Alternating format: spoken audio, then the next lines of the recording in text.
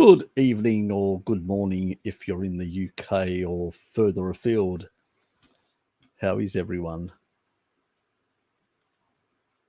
Boo to you as well, Richard.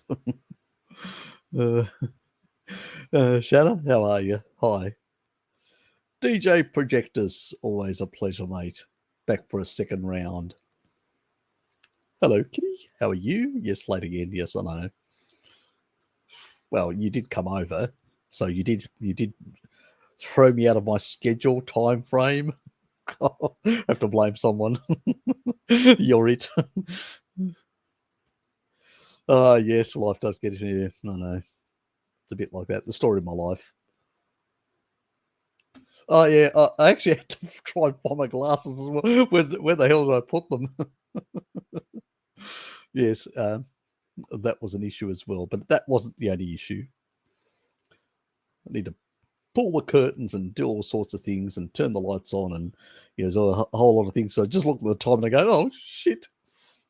It's 5:57. And then I ran around like a goose with my head cut off, as you can understand.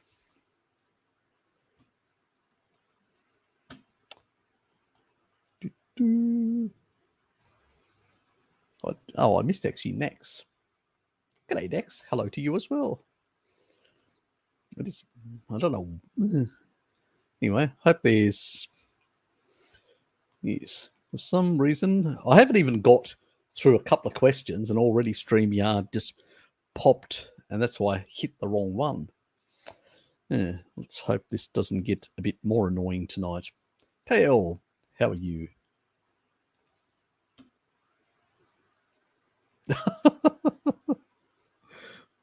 Oh, that's true. I am always late. Tom, always a pleasure, mate. Always a pleasure. Everyone, my air fryer broke down. Oh, devastating. So I got a new and better one. One of those Harry approved, of course. Oh, stainless steel. Good. No plastic. Good to hear. Plus, you're always late. Yeah, I know. Well, so are you sometimes. Yes. Do I need to point these out? I won't in public. Out of respect.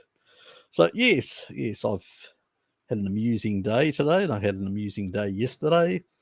And hopefully I can get a few things done this weekend on later in the evening. I may do something, and I've got tomorrow, I'm flexed off, so I'm at home, so I may do a few things. Then we've got a public holiday next week as well, another Monday off, so that'll be nice. Back-to-back Mondays, long weekends, love it.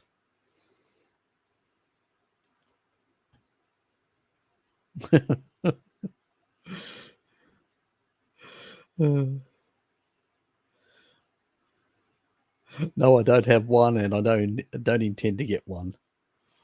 So, yes, I don't see the value.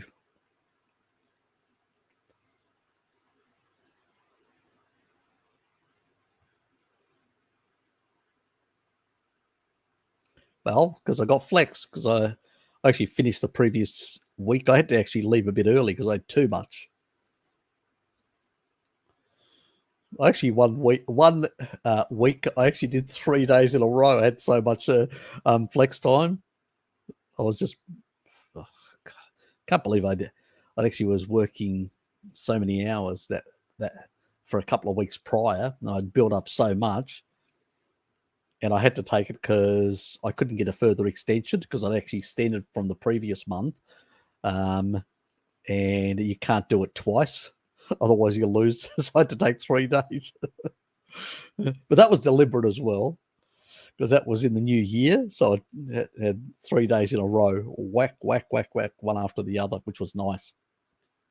So I just turned up on the Friday and stayed until lunchtime and left. That was a very short week, about 3.5 hours, if that. I think it was only 3 hours that I did. So I just went in, checked the emails, and then left.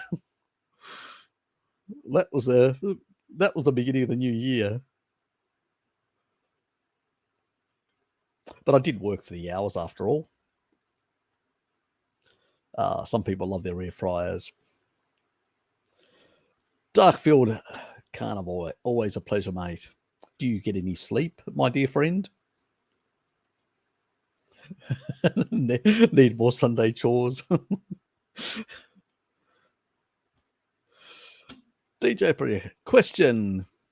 How are the Tasmanian Devils? What do they eat? They eat a lot of meat. That's what they eat. I can't say I'm an expert on Tasmanian Devils. Pretty much I'm, how can I classify myself when it comes to zoology and what animals eat and all that? Beyond the chimps, I don't really know much about the rest of a lot of the animal kingdom. So that isn't one of my expertise or areas of research or things that I've looked into. But the western ones don't have the cancer. The eastern ones do, and some of the central stuff. What they have been trying to do is trying to cull some of those with the cancer, that the facial tumor, and they've actually tried to protect the ones on the west coast, and they're trying to bring in some of the into populations that have been cleared of disease, then bringing in well, that's what Parks and Wildlife have been trying to do, to try and actually recover the numbers. So it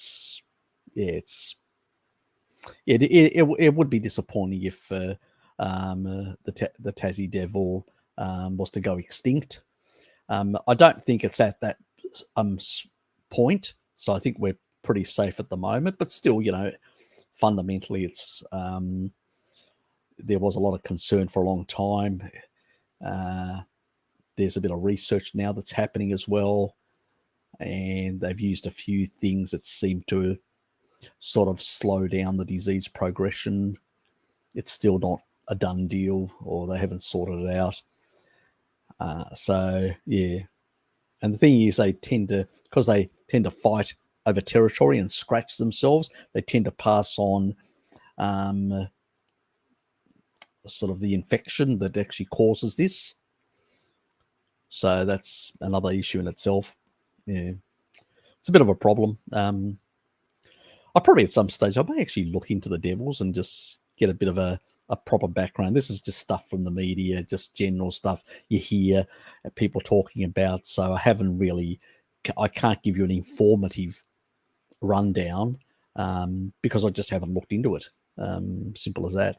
So I may just do that out of just for those who are curious, a little short video that just covers the Tassie Devil at some stage. G'day, mate. Hello, I have a question. When you say a normal bump of insulin, how much is it, and how much to check it? We're talking about small amounts of. You don't need a lot of insulin to basically undertake protein synthesis. I'll give you an example. Even if I've got a video called Leucine, and even in a fasted state, if you pretty much give somebody at least 3 grams or 2.6 and above of leucine, they'll get a slight bump in insulin, and that slight bump in insulin will signal, and the degree of that bump will vary depending on the quantity of food you consume. So the more protein you consume, the more of a bump you'll get, and it will vary between person to person. So I can't give you an absolute number because it varies quite a bit, and some people tend to excrete a bit more glucagon than others. So that also is a confounding factor to give you a precise thing. But we're not talking about massive amounts, but enough to also influence what happens at the kidney level in holding on to electrolytes. But holding on to electrolytes is just not only an insulin bump. There's a number of things. How much water do you consume? Have you upregulated by teaching your body not to consume a lot of, by cutting back slowly on water consumption, a bit more like the tribal people? What happens is you upregulate your antidiuretic hormones. By doing that, you actually require less insulin to hold on to electrolytes.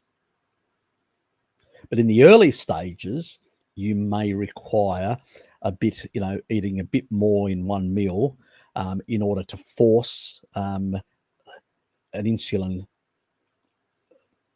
bump in order to hold on to electrolytes. It's the reason why Walter Kempner, in his low-fat diets in the 1930s, told people don't use any zero electrolytes.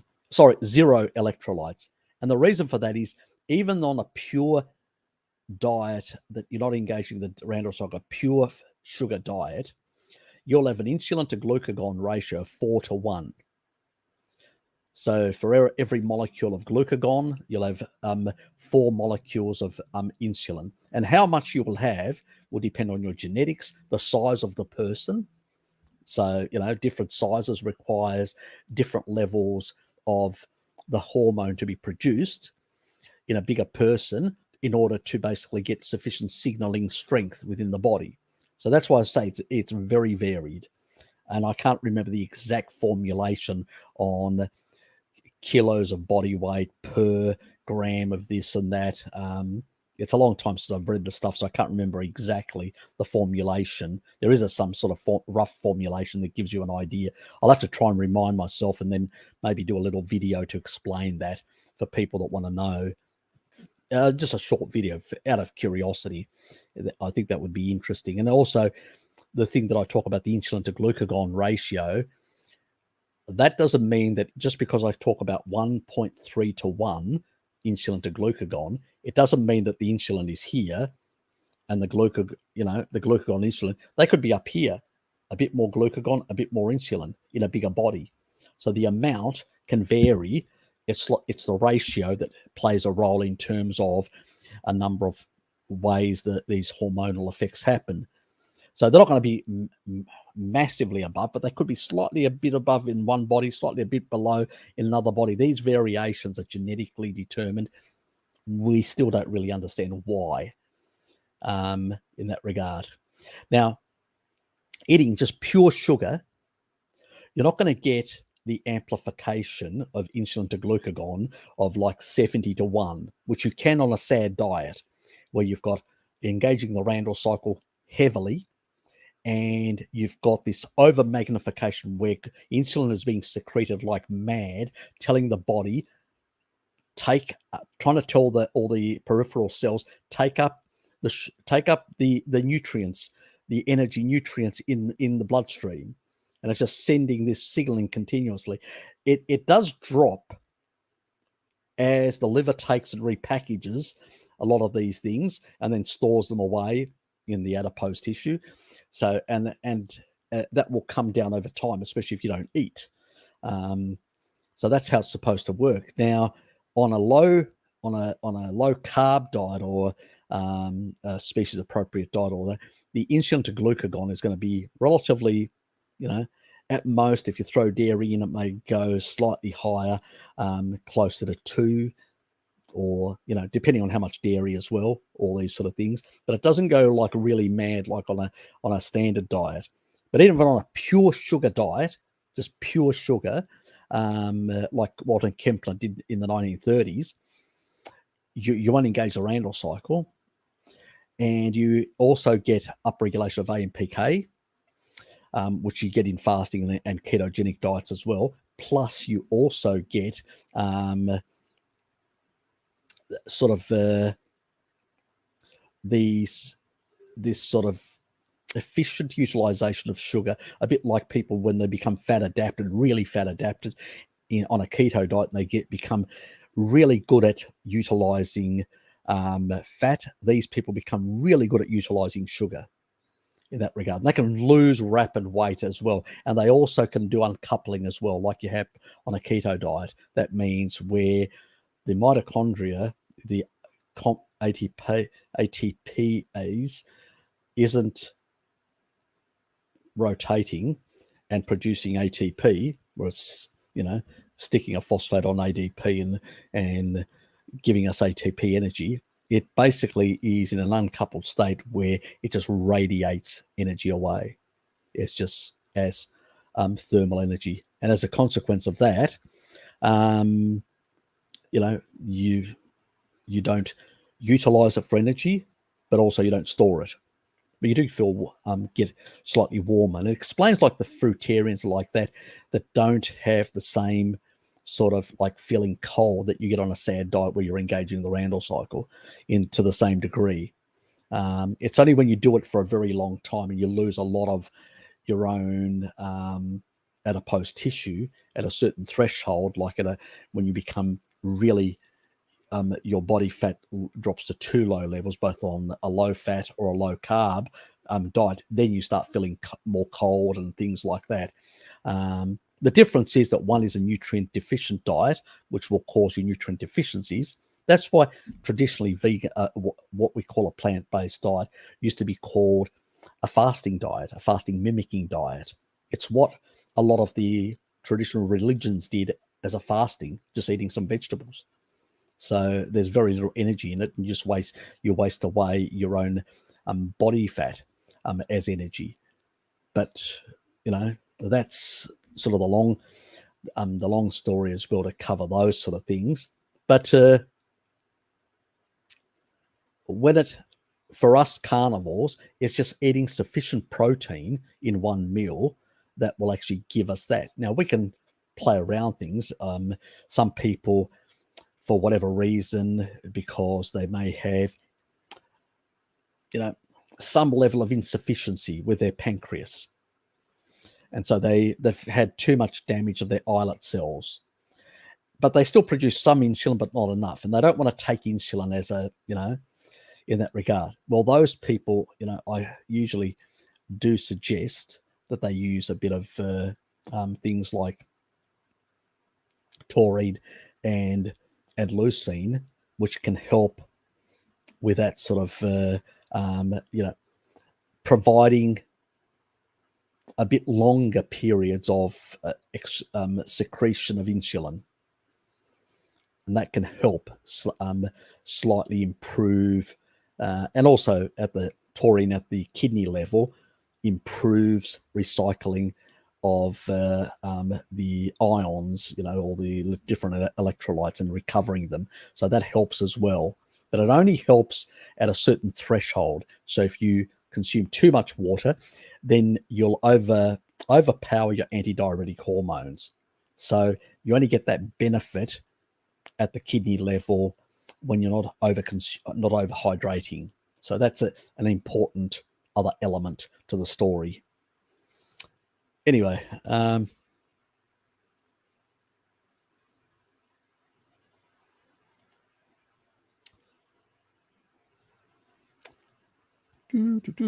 send out a beauty sleep. Oh, good. At least you got enough sleep. Bersek, Harry, just watched your video on high blood sugar and calcium. How much dairy was our pastoral ancestors eating per day, and how much should we aim for? Look, I usually would say at about, if you're eating meat and you're getting about half the RDI from dairy, that's probably enough. So, so aim for from dairy about half the RDI. The rest you'll get from meat. It's just, that should give you more than enough. The easiest giveaway is if your blood sugar's staying up for too long, you may need more dairy, and it depends on your body size. I mean, I don't know your body size. So if you're big, you probably need more. If you're smaller, you probably need less. You've got to experiment a bit. And a good giveaway is, one, checking your blood sugar. Two, also checking arrhythmias, because some people that have the more extreme version of those genetics, there's not only the genes that I showed in that video, but there are a couple of other, I didn't go into everything, that's for a later video. And that also can influence. So in a sense, you'll know if you've got the more extreme, the more severe genetics, you'll know because when you cut out, you go meat only and cut out all dairy, you'll get arrhythmias because you'll get low serum calcium in your body because you can't extract enough from meat. But if you don't have those genetics, then you will extract enough. Maybe you're not getting enough, and then you can just play around with a bit of dairy to try and resolve the blood sugar issue and that. But there always could be another issue, which is mitochondrial. How well are your mitochondria utilizing fats? How healthy are they? How damaged are they? That's another factor where you can't oxidize efficiently sufficient fat. So that's another issue in itself. So there's a lot of factors at play, and there may be some reverse Krebs cycle producing a lot of lactate and producing extra sugar, because that's the only way certain senescent cells can actually acquire some energy. So, there's a lot to untangle in the thing. So it goes beyond what I've just said in that video. Is sort of like, you could say, a reductionist explanation for one possible cause of high blood sugar. It doesn't mean that it is just the one for you or everyone. So that was me going, hold on, guys, there are these other issues with calcium and all that. Maybe that could be your problem. So you have to see it in that light. So most things are very nuanced, and there are variabilities when it comes to genetics. So keep that in mind. So don't take things as gospel. Use a little bit of lateral thinking when you're looking at these things, and a bit outside the square. Aaron, how are you, mate? Oops, stop. We had another jump in the StreamYard chat box. It loves me now and then. Flight F0000. How can I learn heaps of stuff like you, Harry? Read a lot. That's what it is. Remember, I've been reading from a teenager. I'm 56 years old. I've been reading about archaeology. I've been reading philosophy. I've been reading physics. I've been reading a lot of things from my teenage years. So I've been reading. I'm a lifelong, you could say, reader. So there's multiple decades of learning that I've done independent from any education system, self-taught for a lot of things outside my fields of expertise, which are IT and mapping, or spatial science as it's called nowadays. So yeah, just keep that in mind. If you're young, you've got a lot of years ahead of you to be able to do something similar. It depends on yourself. I mean, I was not merely a bookworm, because it's not a Greek thing to be just a bookworm. I used to play soccer, I cycled, and at the same time, I used to read like 5 books a week. And we're not talking about fiction books, we're talking about non-fiction books about a whole lot of subject matters. So that's the sort of way I grew up. And from my own tradition, I've always considered those things are very important, both of those. What do they say? Healthy body, healthy mind, and stuff like that. I just got the nutritional side wrong for a very long time. So even though I was quite sick and had health problems, I still pushed myself to walk. As I said, even Hello Kitty knows that Sean, my brother, used to drag me out I literally had to drag my feet on the pavement. So I struggled because I was, I had pig pot belly, and I was really very unhealthy, and didn't even know I had a ticking time bomb in my chest with my cardiovascular issues. I had no idea at the time. So I was struggling, but I still got out there and still did it. most people would have just said, no, I'm not going, I'll give up. So even though I was doing all the bullshit recommendations and getting sicker, I still was pushing myself to try and do something about it. I never gave up. And so if I can say something about my personality, is that if I want to learn something, I don't get, I basically can become very antisocial if I want to learn something and just say to people, look, just don't bother me. I've got things that I want to do. And I'll just get stuck into them for a whole week and just read to try and understand. I'm just persistency. I'm just crazy on wanting to learn, basically, if I don't understand something, it really annoys me. You really have to be like that, have that mindset. If I don't understand, I really want to basically understand how it works. So it's, yeah, I don't know where I get it from. My father was a Boilermaker welder and a small businessman. Mum was really good at school. She was actually best in the class. But, back then it was the war. After the war, things went haywire and she was pulled out of school and never was able to go into higher education. I think she would have done very well. She was a very smart woman. And I think because I was very close to my mother, she encouraged me a love of learning, even though I loved physical activities and, fishing and hunting and all sorts of things that I did with my father, because he was more of an outdoorsy person. He used to drive us all over Tasmania. He just loved going into the bush, into the wilderness and stuff like that. So I got that from my father, the love of the physical, getting outdoors and doing things like that. And from my mother, loving learning. And as a consequence, yeah. So I had two important people in my life that influenced me in my early years, that then I just naturally, as a teenager, I just fell into doing these things naturally without even thinking about it. So I could say I was lucky with the family that I had. No family's perfect, neither was mine.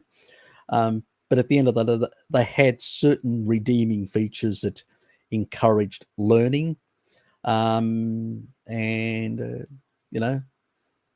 Which was especially my mother when it came to learning. So I have to definitely thank her. And then a whole lot of other things that happened in my life that motivated me more to learn, so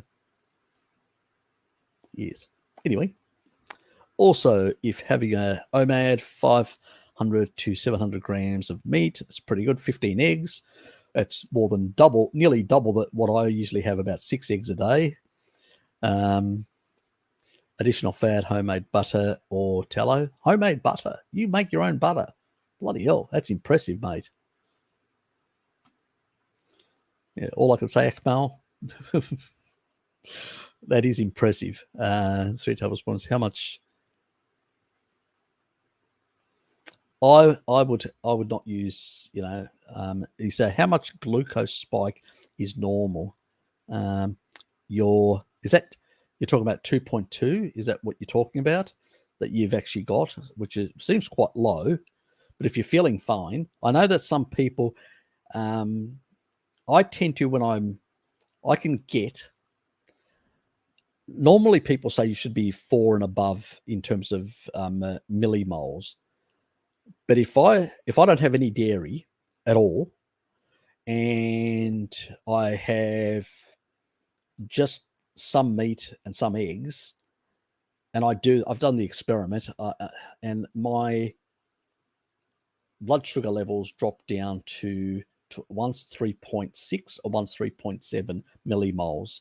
So that's considered moving into the lower range. But if it's 2.2, that's quite low in that regard. If that's, but at the end of the day, they've been able to drive. I mean, Cahill, when the experiments, drove things even lower, and as long as people are in ketosis and getting enough energy, not an issue. But as long as you're eating a good one meal a day, you should be able to get enough of an insulin spike As long as you're not consuming a lot of water. The biggest mistake that a lot of people do is consume too much water, too much hydration. It's really bad. That really deranges the electrolytes issue and all that. It's much better to allow the body to produce, if you're fat adapted, to produce its own water, like all the tribal people do. They don't run around with drinking bottles. That's one of the biggest problems I find in modern people generally. So I just drink when I'm thirsty, and most of the time it's only for coffee anyway. And I usually buy Evian water, which is got slightly lower deuterium. Anyway, if you drink alcohol and it gets stored as fat, does it make you drunk when it no,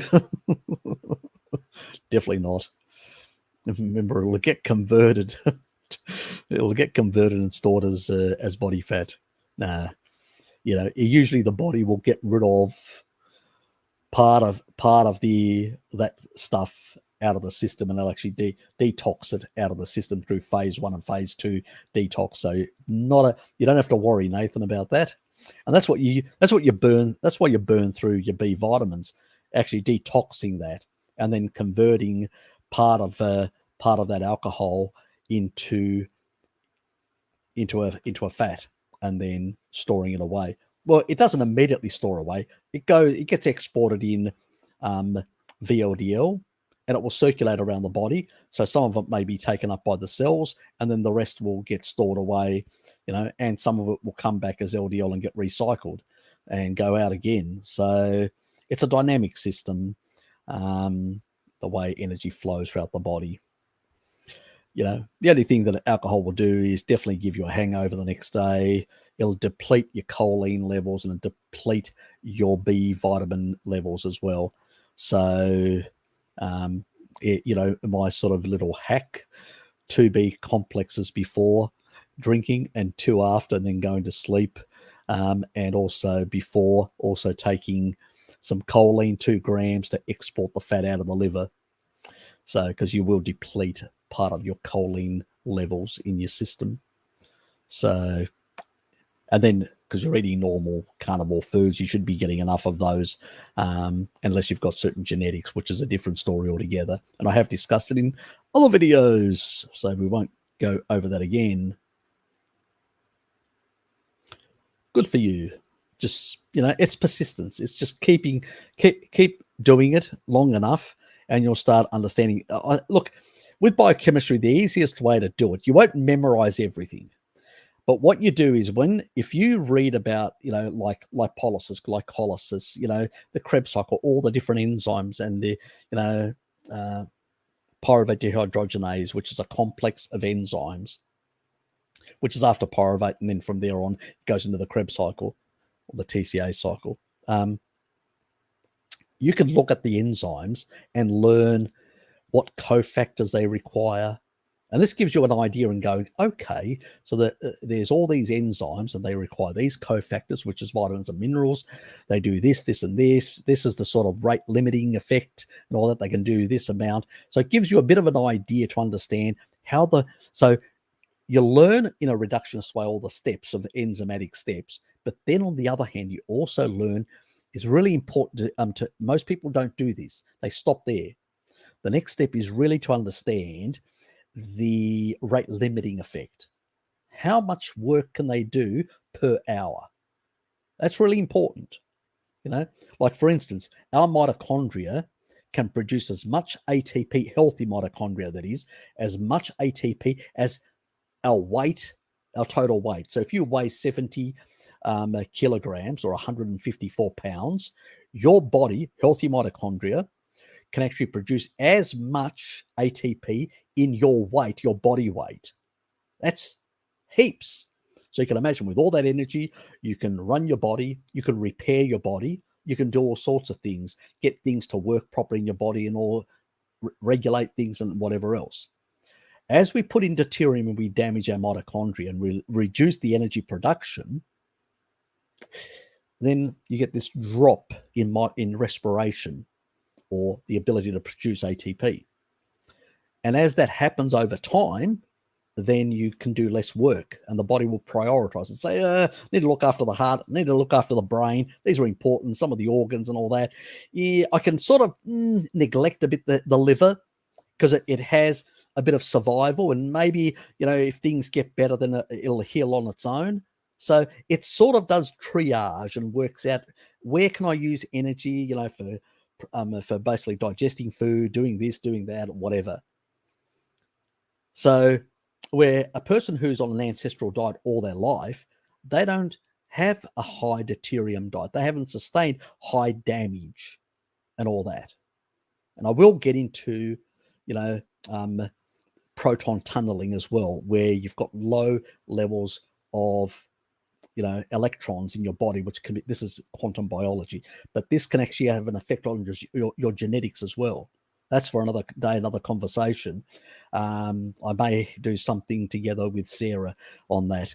But yeah, but the stuff the stuff we need to understand is within our own bodies in that regard, which is really critically important, is the stuff we put in our mouths really affect what happens in our bodies. And if we lose mitochondrial efficiency, we have less energy to do things, to heal our bodies, to do things. That's when we start losing the game, because more and more cells start damaging, falling apart, becoming senescent, as they're called. And when they become senescent, they start sending out inflammatory cytokines going, hey, immune system, I'm damaged, please remove me so I don't become cancerous. Please remove me. Now, if you don't have enough energy to remove all those cells, more of those cells will survive and they'll keep on excreting inflammatory cytokines, damaging. Now, the signaling of this cytokine signaling, that's proper, that's normal. That's what's supposed to happen. So if you're a mass side, you had a few senescent cells, a few damaged cells, that excrete a healthy immune system of a mass side, come around, or an ancestral person, come around, clear that stuff out, gone. You won't damage any more cells around there. But modern people that have reduced their efficiency of their mitochondria, they can't produce enough energy to do these tasks, to build enough of the immune system, to build enough immune cells and stuff. You need energy to produce, to build things, to construct things. I mean, without energy, you can't produce the enzymes that are going to build, they're going to tear things down and build things up. You can't even transcript a number of other components and protein structures that are required for the body, sufficient enough to replace things. So all these machinery require energy. Just think of it, all these little robots running around, biological robots running around and fixing things. Well, without enough cofactors, because you're drinking something inappropriate or doing things inappropriate, and you're reducing these things, plus you're doing more damage over time, which means that you need more of this material to fix that damage, and then you need to run your whole body. So you can see you start running out of, the rate limiting effect of things. This is why we in the West start deteriorating and start getting all these chronic diseases and issues. And then we wake up one day and realize, oh shit, we've been doing it all wrong. And then we expect, oh, they've always promised me a miracle pill. Maybe Carnival will be a miracle pill. No, what Carnival does is it stops the rot. It stops the deterioration, but it doesn't mean it fixes everything, because you've done a lot of damage and there's just not enough energy in the system to fix the problem, if you understand what I mean. So what we have to do is try to minimize. We use senolytics to kill off senescent cells so they do less damage.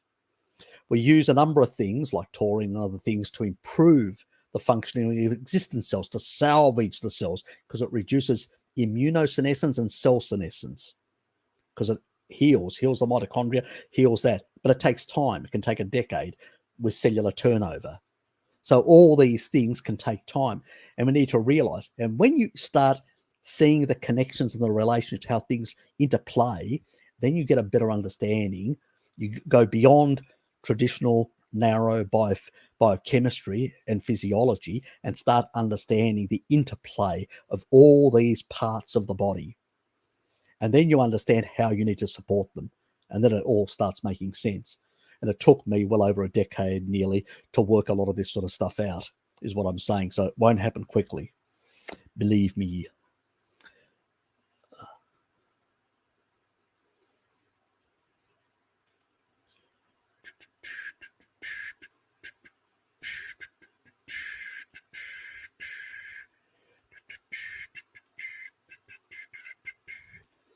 You guys are having a bit of a conversation amongst yourselves. What's next? Diverticulitis. I have a bout of my now bloody awful idea how to heal it.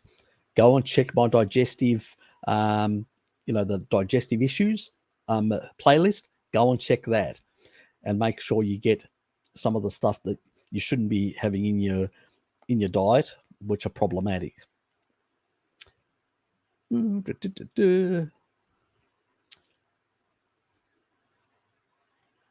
Take 10 grams, obviously, divided by 3. Lots of gas out. Also choline. How much choline take? About 2 grams, especially if you've got some, you get some sulfur issues. Yeah. Yep. Yeah. I'd also take milk thistle for liver issues. So choline, taurine, milk thistle as well. So I'd be doing that as well.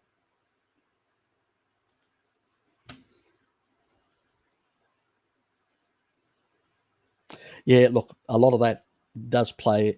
There is an interplay between bile and sleep, and a lot of these things are interplaying. Yeah. Obviously, it also, like, bile affects GABA A as well. Yeah, so the whole body's interconnected. So through the vagus nerve, because you've got like a little second brain in there, and you get some certain signaling that happens that goes back up to the brain, and so it affects GABA A in the brain as a consequence. So it's a big interplay. It's complex. So gallbladder issues can affect your sleep as well. So there's a lot of untangling, and that's why. And then there's the methylation side, because some people have methylation issues and they'll burn through some of these potent methyl donors, and then they won't have enough of these sulfurs to be able to do other things to convert and produce enough taurine. And then there are certain foods, especially plants, that can inhibit the production, or you're not getting enough of the nutrients because you're getting anti-nutrients from the plants that can inhibit the uptake of certain nutrients that are important, like iron and a few others that that are important to basically produce enough taurine. So there's a lot of issues in people, and people, if they've had prolonged periods, as I said earlier, not enough mitochondrial energy production. So there, people may have to look at senolytics. They may have to look at low deuterium water to reduce their deuterium levels, and try over time, a year or two, to try and restore better mitochondrial function. And usually when you've got more energy, it starts healing the body even faster. It's like young people. They've got more energy, more mitochondrial density. Their body starts healing faster.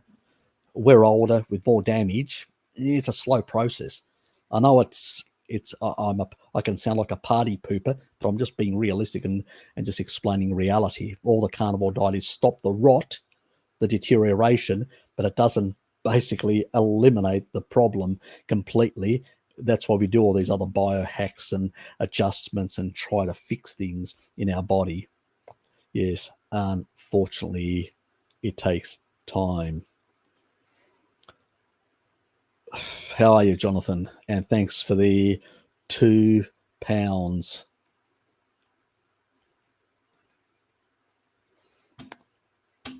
A third through my carnivore Beebing's book. Exciting. Ah, good.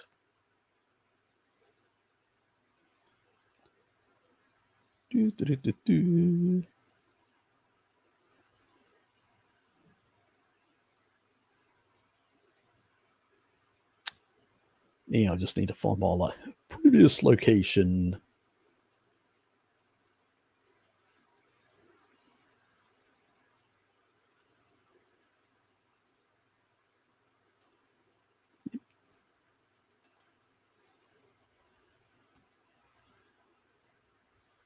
Yeah, you're still, I've nearly 4 years now, or actually, I think I am 4 years. So I've been doing it for a while now, and others have been doing it for longer. So yeah, I went through 2 years of oxalate dumping and a lot of problems in my earlier stages. So my transitional stage. And so, I know where people are, and some people get certain symptoms more than others. There's a lot of variability because of different issues that people are dealing with. So yeah, patience and perseverance. DJ projectors. I saw at my family's doctor information papers from the health minister recommend that cereals for healthy life, because those cereals have more fiber, lignin, and other stupid things. Madness. Yeah, look, I know. I would have written and high in deuterium, which will stuff up your mitochondria and your energy. That's what I would have written over it while nobody was looking. So yeah, what can you say? It's just like the blind leading the blind, pretty much. Yes, very much so.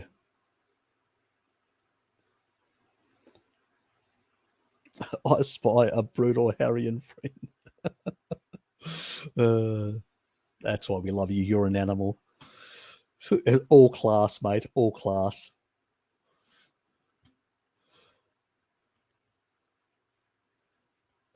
Just show that Doc has no further studies is done after he completed his medicine or medical degree.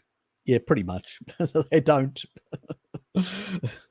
Well, actually, at the moment, they're not even required to do any. In a lot of universities, they've even dropped nutrition completely. Where before in the past, they had to do nutrition and a couple of other things. Now it's just pharmacology and surgical techniques, which is the primary two. So it's and even there's even talk to sort of fast track getting doctors in, to basically have two tiers of doctors, sort of a general practitioner that doesn't do any surgical stuff, just focus on pharmacology, great for the pharmaceutical industry, and just learns everything about, so like nearly a sort of a doctor pharmacist in a sense. So yeah, it's damn crazy what's happening out there. Since switching to carnivore, my weight has increased, but feeling great. During 2.5 years of keto, reached 53 kilos. Okay.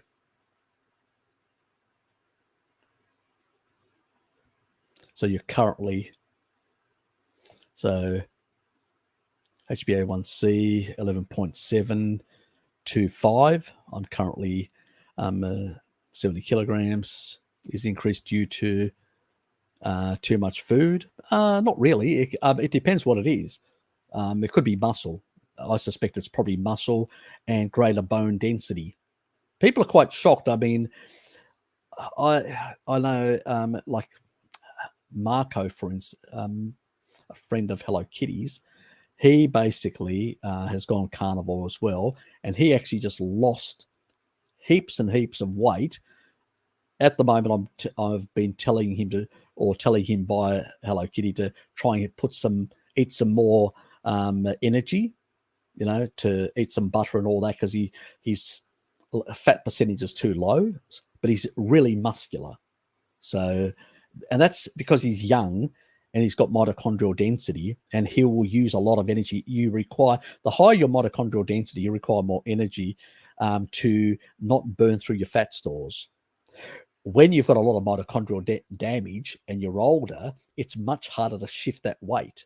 And the reason for that is because you've got mitochondrial damage. So you tend to have a lot of your Krebs cycle in reverse many times. And that's in storage mode when it's in the reverse. It's not oxidizing, so it's storing. And so it depends what sort of what mass you're building. Are you building adipose mass, or you're building muscular mass and bone mass? Generally, most people that are going to be using the animal foods that are going to be providing also the important amino acids like leucine, they will be driving a lot of muscle protein synthesis and protein synthesis in general. So you'll end up with stronger muscles and stronger bones generally, and that will increase because of the bone density and the muscle density. It will increase your weight. So people will go up in weight even though they, like this guy has, and they'll trim out. So if you're not trimming out as much, or you've put a bit on, you may be consuming the fat you can consume. You may not be fat adapted sufficiently to deal with it as efficiently. And so you may be still healing. And usually, this is what happened to Kelly Hogan. She initially put on weight, and then she got new composition as her body started healing and getting better. So you can go through these phases. Younger people just get ripped because they've got greater mitochondrial density. When you're in a middle age or older, you can actually get this increase and then new body composition coming out of it. As long as you're not doing a lot of cheats in between and stuff like that, that can also cause some sort of derangements in the hormonal system. And so obviously that can affect as well the progress that somebody does as well. Just keep that in mind. And oops. Thank you, Marcelo. Appreciate it. Thanks a lot. Didn't even ask a question, but thank you very much for the support.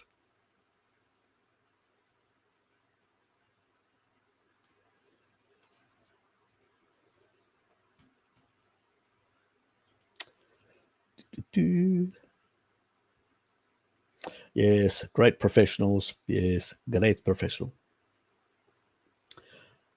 Yeah,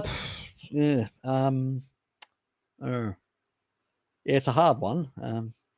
Look, general, if you get like milk that comes from a pastured source or whatever, and you can't get raw milk or stuff like that, at the end of the day, you're going to be missing out on certain critical nutrients. You'll get less lactoferrin. You'll get zero vitamin C.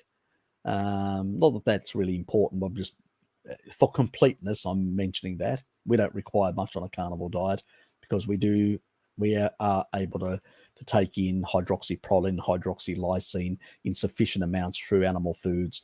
That's the primary purpose. It's actually a problem having too much vitamin C in on a carnivore diet. You end up with more oxalate, so not a good idea either to supplement or to consume it in some other form. But at the end of the day, I usually say to people, if you can't get raw milk, there is options of finding like raw like cheeses. I mean, even in Woolies in Australia, Woolworths or Countdown in New Zealand, they do sell French raw cheese. So you can find it, and also in specialty stores you can find raw cheeses, and that's an alternative. Plus, you'll get the vitamin K2, the menaquinones. So there's another advantage there. So there are options. You don't necessarily have to get it in the milk form. You can get it in the cheese form. There are some kefirs that are also raw milk kefirs out there as well that some places produce. They're very rare, but they do exist. So there are some options out there. Or if you know a farmer, some farmers are permitted to sell raw milk for animals. Just buy it. That's an option. So there are some options in some parts of the world. It varies. That's a hard one. I get it from New South Wales, the raw milk, but yes, it depends on which jurisdiction and where you are, and what's available. So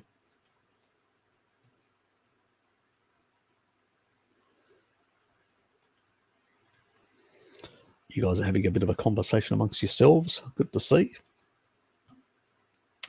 Hi, Harry. I've been strict carnivore for 2 years and ex-diabetic. Congratulations to you.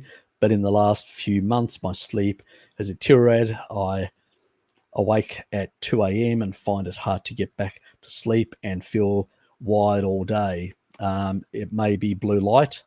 So what's your blue light like? Do you wear things like that at night to reduce blue light exposure? Are your circadian rhythms out of whack? Are you consuming a bit of taurine in the evening to lower your cortisol levels? Because it'll bring down cortisol levels. So because you get a spike early in the morning that will furnish you with enough glucose and free fatty acid to get you going for the day. And then it comes down to about 11 o'clock, and then it goes back up towards the afternoon, and then it comes down in the early evening, and then melatonin starts rising. But if you're exposed to a lot of blue light, your cortisol may remain higher. And if you're wired, that could actually affect your sleep as well. So I get people to, when they wake up in the morning, go outside and get the first light. At lunchtime, go out, modulate your and in the evening, as the sun's going down, go out again and resync. And make sure even at work you wear blue blocking glasses, and at home in the evenings. And take some taurine, like a couple of grams in the evening. What it will do is it'll bring down cortisol and amplify up your melatonin and actually improve your sleep. Because it's not only the diet. Don't expect the diet. We don't live an ideal life like the Maasai or, people. We live very stressful lives in cities. And our lives, and even sometimes subconsciously, there may be stresses on us that we're unaware of. So keep all that in mind about things like that. So, and, sometimes even stress can actually increase inflammation. So you can actually go and check and find out things like that. So, yeah, things like that can help.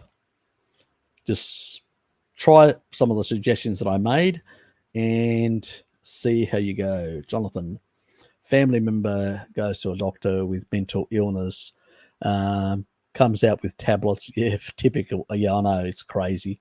Goes back, still with illness, more tablets, same thing again. Any tips on how to make them understand their way?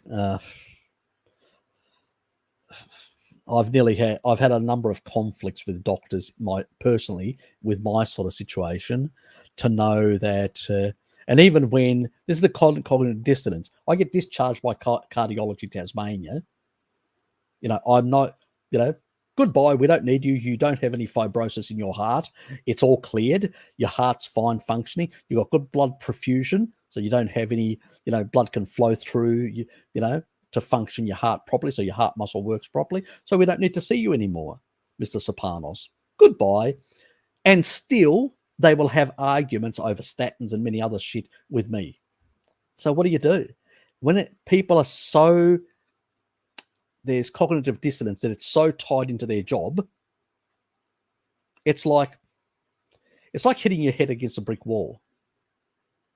I mean, and the younger they are, the worse they are.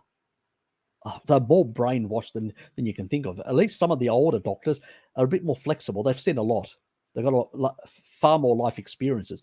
The ones that come out of academia recently, have only had a few years in medicine, they are so ideological and so brainwashed. It's like, I had a big argument with one young cardiologist. I went into the lift. I was so angry. I had to punch something, and I punched the lift. That's how angry I was. I just thought of the doctor's head. So, complete and utter nonsense. I mean, what are you reading, mate? What are you effing reading? It's there on your screen. How brainwashed are you to be recommending me statins, mitochondrial poison? Yeah. Drives you mad. Hard logic. How are you, mate? Yes, I get passionate when I hear nonsense. I'm always amazed when doctors recommend you take a fistful of pills for years without any concern. Yeah, it's crazy. Yeah, that's what people end up with a bag full of medicines, trying to balance all the actual side effects of the initial medicines that they got you on for some minor ailment. Crazy stuff. And people just go along with it. That's the madness. They go along with it. It's just, it defies all logic in that regard. That, yeah, what do you do? It's sort of just crazy stuff, but it's the sort of reality that we find ourselves. So, yes, crazy stuff. Anyway, oh, thanks, mate. Akmal, thank you for your. Is that the UAE? I think it's the UAE, isn't it? I can't remember. I think it is. I could be wrong. If I'm wrong, sorry. Thank you very much.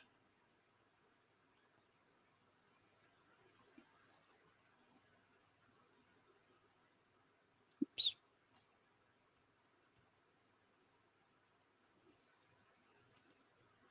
Oh, that must have been my other comment. Yes, persistence does pay off. That is true. 5 books a week, damn. Yes, and I was playing soccer as well.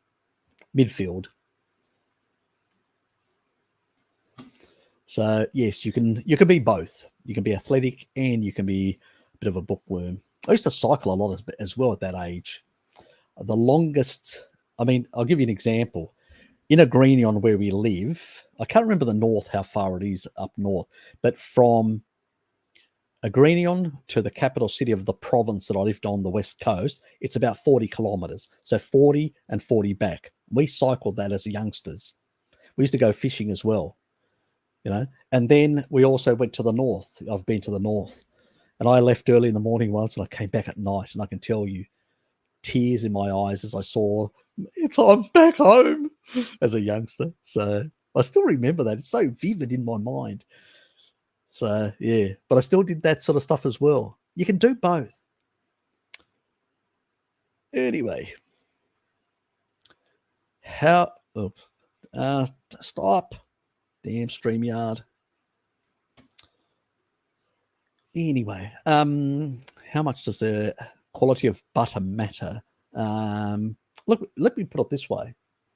I better read everything, because people say you don't read everything. You just go off the first part. Yeah, sometimes I'm a bit lazy. Anyway, it's too much to get through.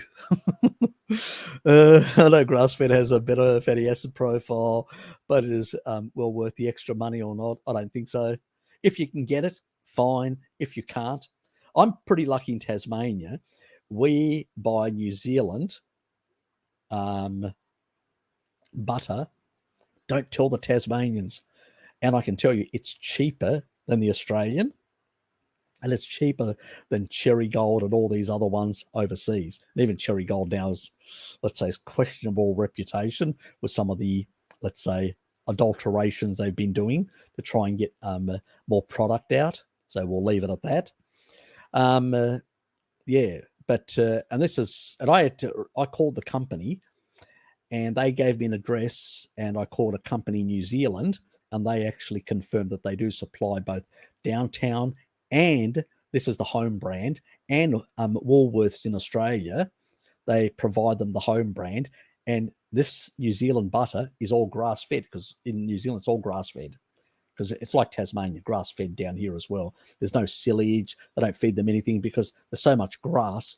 It's just too costly to import that to an island on a boat.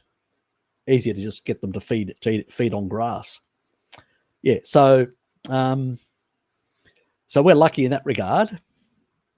And obviously, there's other things. There's you're going to get a bit more vitamin D. You're going to get a bit more omega-3 fatty acids. There are a number of things, benefits, additional stuff, nutrients, but it's not massive. Don't think it's like massive.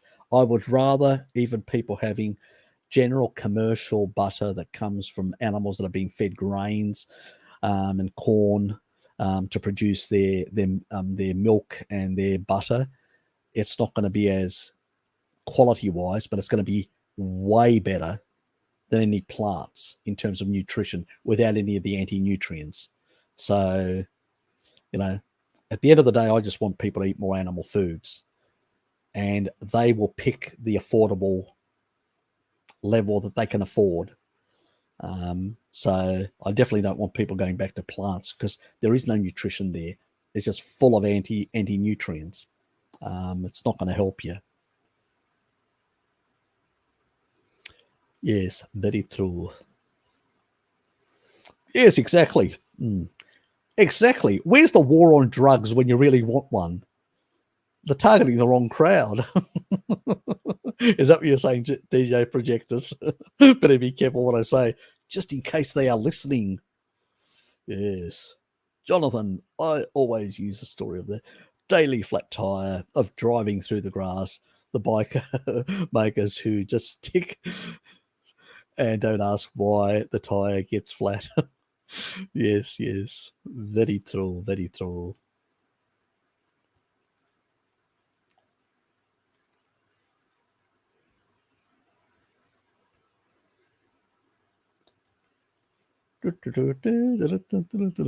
Yes.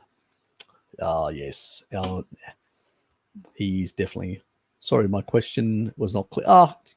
Look, on this channel, not a problem, mate. Don't worry. I don't get really wound up that, all of us, even I make mistakes. So don't worry about it. You're welcome. I wanted to ask you, having myomad, how much glucose, you mean insulin spike, not glucose, insulin spike, is normal. You're talking about your blood sugar. If before the meal is 90, how much? Oh, look, it probably, it depends on, it's really funny. Some people, they'll go like 100. Some people go 105, 110. Some people go a bit higher and then drop quite dramatically after. So it varies quite a bit. And I have noticed that when I did a bit of an experiment on myself a couple of years back, I did notice the different meats affected me differently. Like I would get higher blood sugar. We're not talking about really dramatic because I never get high blood sugar, but just slightly higher than my normal when I'm eating beef. Where when I'm eating pork, it's much lower. When I'm eating things like lamb, it's somewhere in between. I suspect goat is... I haven't tested goat, so I don't know. Somewhere in between. And then beef tends to elevate slightly more. Yeah. But I have also experimented with actually adding a bit extra butter and a bit extra, and I've noticed that that's actually had an effect on the amount. So it may be the leanness of the meat as well, these sort of factors. So it could be a multifactorial thing that's actually affecting the stuff. So you probably need, for your own genetics or understand, play around and see. And I mean, if you're in somewhere in the Arab world, you guys probably consumed things like camel meat and stuff like that, and goats. Try those meats and see how you respond. Like with a glucose strip or something like that, just to see how you respond. Because people seem to respond slightly different depending on the animal foods that they actually consuming. And there may be adaptation issues there as well.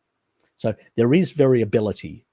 So keep that in mind. And I wouldn't get too concerned, because if your blood sugar is going slightly up and not, that from the base level, then eventually does come down.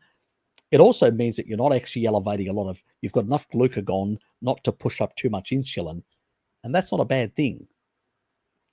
Unless you're actually slightly catabolic. And then I usually say to people, maybe add a bit more protein in there to help get a bit higher. And that should then level off and drop the glucose slightly a bit quicker because there's a bit more insulin in the system. So yeah, it's a matter of playing around and finding the sweet spot for all of us. Because a lot of us, we once had the tradition. We lived in families that ate primarily animal foods, and then we end up in the modern world where we've incorporated a lot of other things that have deranged us. And now we're trying to go back to something closer to what we used to do as a species. And we don't have the food culture. So we need to play around and try and find a balance of how to incorporate things. And if, you guys also consumed a bit of like dairy from the camels. So you potentially may have genes that require slightly more calcium, which means more dairy products to provide that calcium. And that can also be an issue, which I've done a video covering about the sugar thing. You may have those genetics as well. So without having done a genetic test, that could also be your problem. Remember, populations that have got lactose persistent genes, even though they're different than the European ones, the Maasai, the Arabs, and Eurasian populations that have different types of lactose persistent genes, they also, a proportion of the population, depending on the lactose persistency in that population, on average in Europe, it's 24%, this genetic sort of inability to pull enough calcium, so you can't get enough from the meat. You need to get it from the dairy as well. And if you don't get enough, that can affect blood sugar levels as well with low serum calcium. So play around with a bit of calcium by eating a bit more dairy and see what it does to your blood sugars. You can experiment without even doing genetic tests. So keep that in mind. Can sulfur sensitivity cause tinnitus? No. It'll cause farting and it cause a few other things, nausea. It can actually cause in some people a few, if it's excessive. But no, it won't cause tinnitus. Besides choline, what else might improve the symptoms? Taurine is the key one. And you can use choline to reduce the sulfur effects, Pavel, if you've got problems dealing with it. So you may have to do 2 grams of choline to deal with sort of enzymes that are slow in dealing with recycling sulfurs and lowering the threshold of sulfurs. So these are sort of, or they're metabolites that come out of sulfur metabolism. So it's depends on the genes.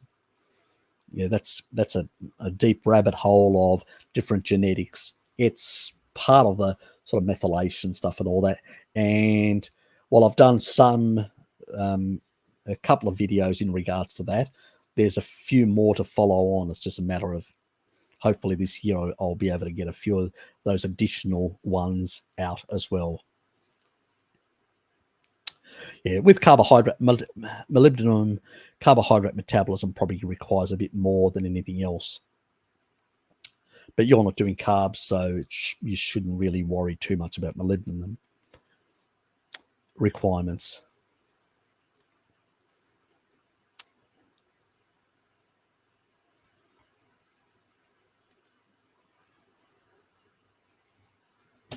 Drew, how are you, mate?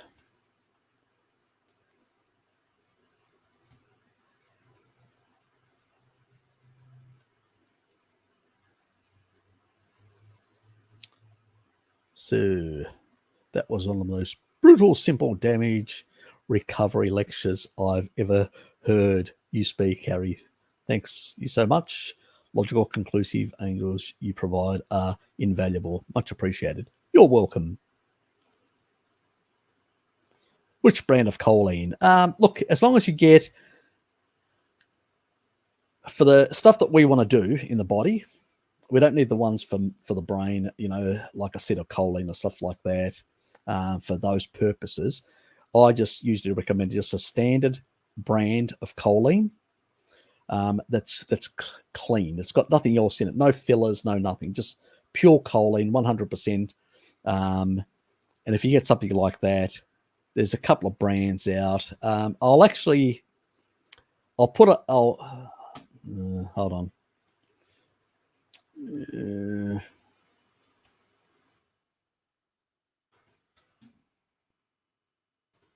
See if I can find it.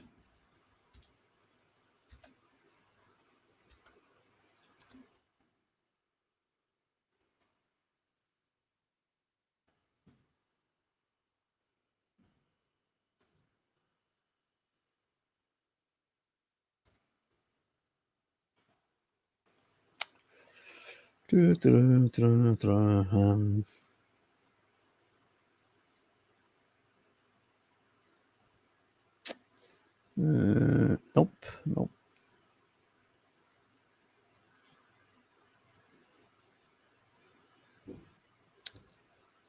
Where the hell is it?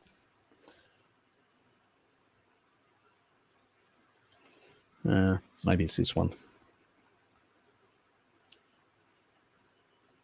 Nope.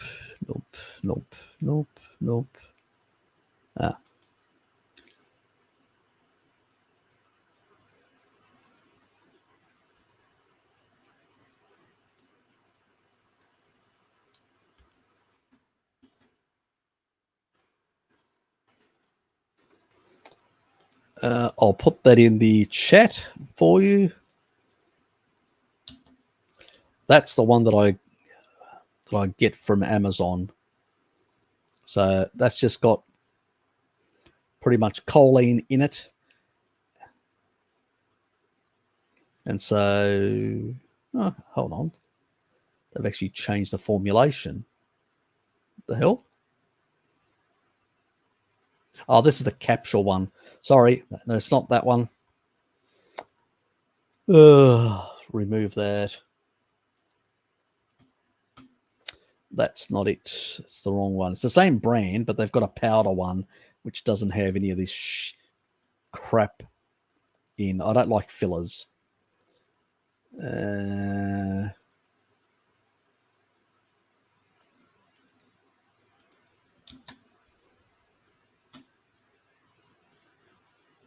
The powder. This is it.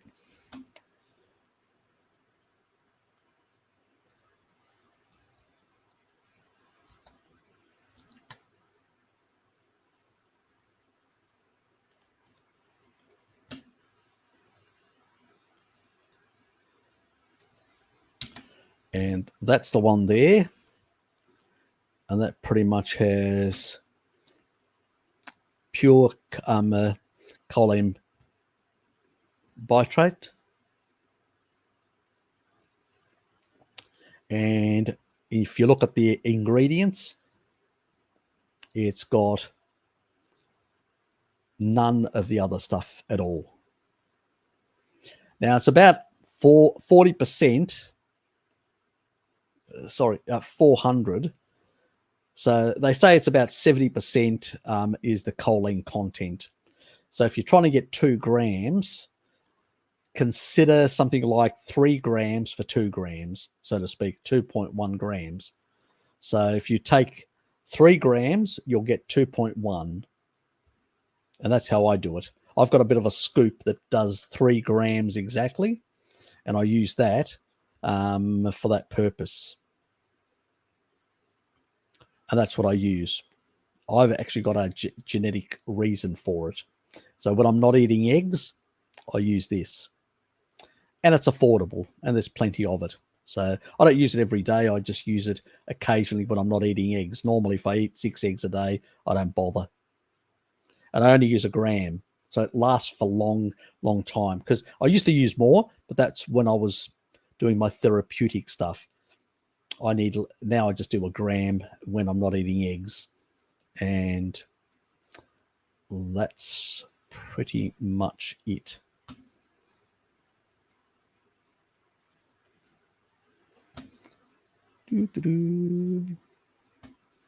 You're welcome. Fair enough.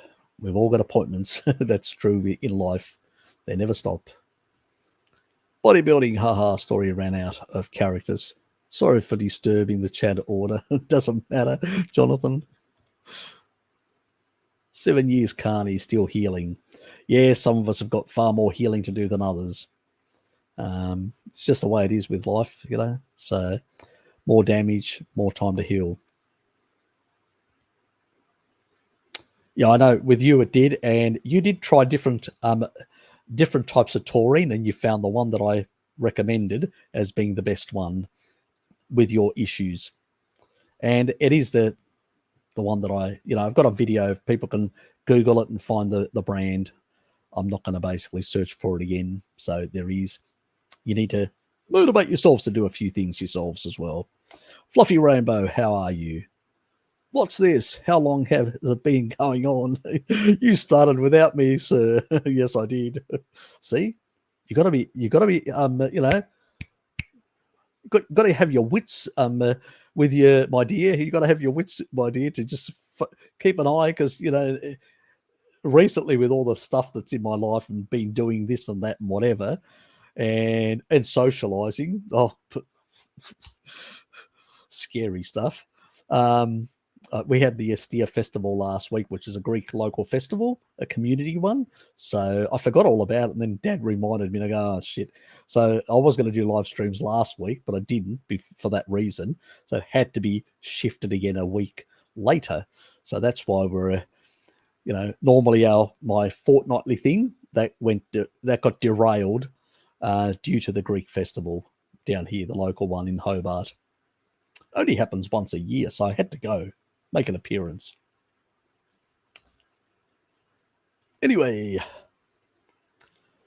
Priscilla, how are you? Hi, Harry. I can't find where, somewhere, what's wrong with blending egg yolks. Love blending some into soups. Usually I actually said a while ago what my sister does, my younger sister Susie. So she will once you've made the soup, then you beat 1 or 2 eggs and or the egg yolks, or however you want to do it, whichever part you want to use, and then with a spoon you just put in just a bit of warm the warm water, and then beat it, and then a bit more to bring it up to the same temperature. So you take it off the stove, so it's not cooking anymore. It's cooked, the soup's cooked, and then you bring up the actual the egg component up to the same heat or similar, and then blend it together and stir it in so it doesn't clump up. So that's how she does it.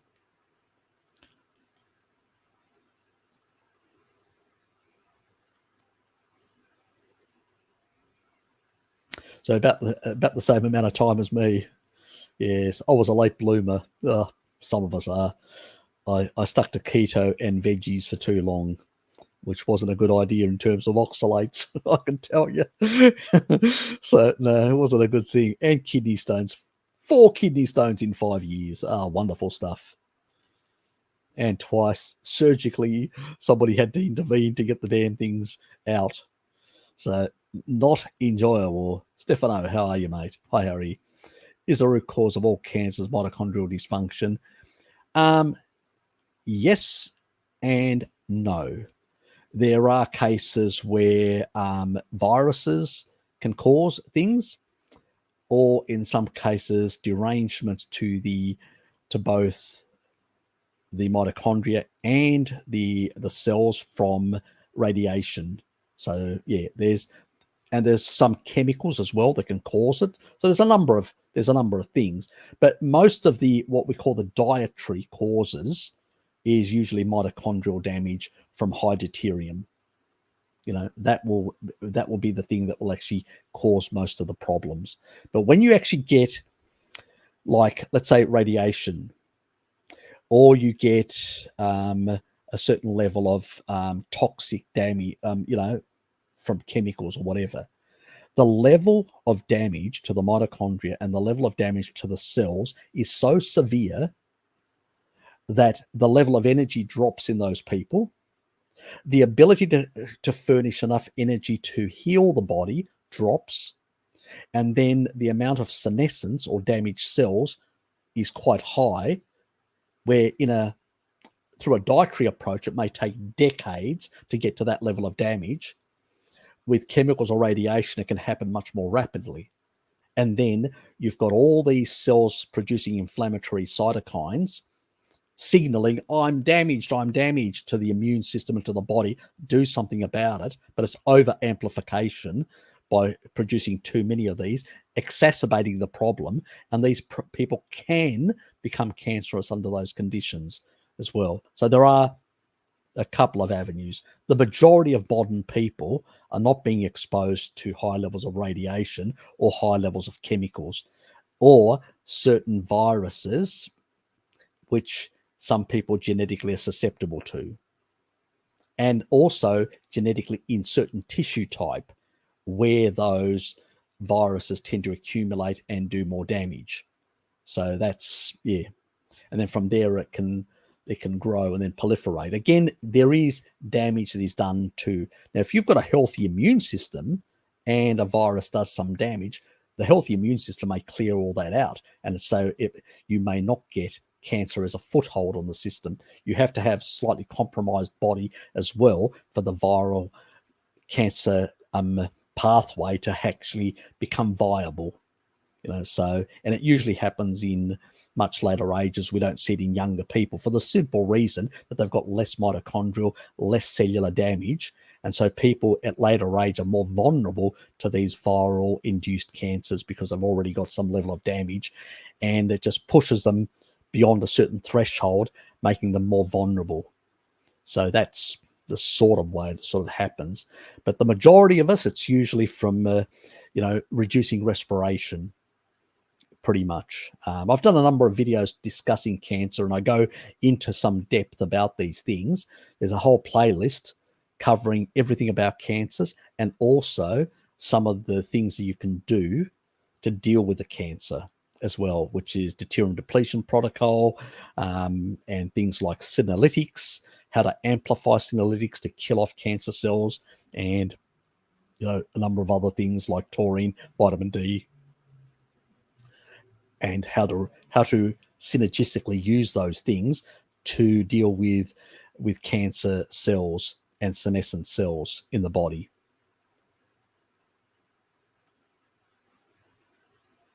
But yeah, there is a fundamental, at the fundamental level, whether it's radiation, whether it's any of these sort of things, there is an energy deficit, an energy production issue that does take place. Even our recent C19 that's been going around, also this is why some people are getting brain fog.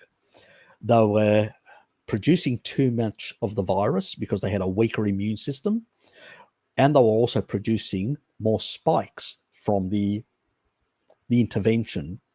And as a consequence, that actually had put the Krebs cycle into reverse, pulling in deuterium from the cytosol from inside the cell, shoving it straight into and damaging the mitochondria, building up more lactate and pushing it into a more fermentation state, because these things love glucose and lactate to basically reproduce as their energy source.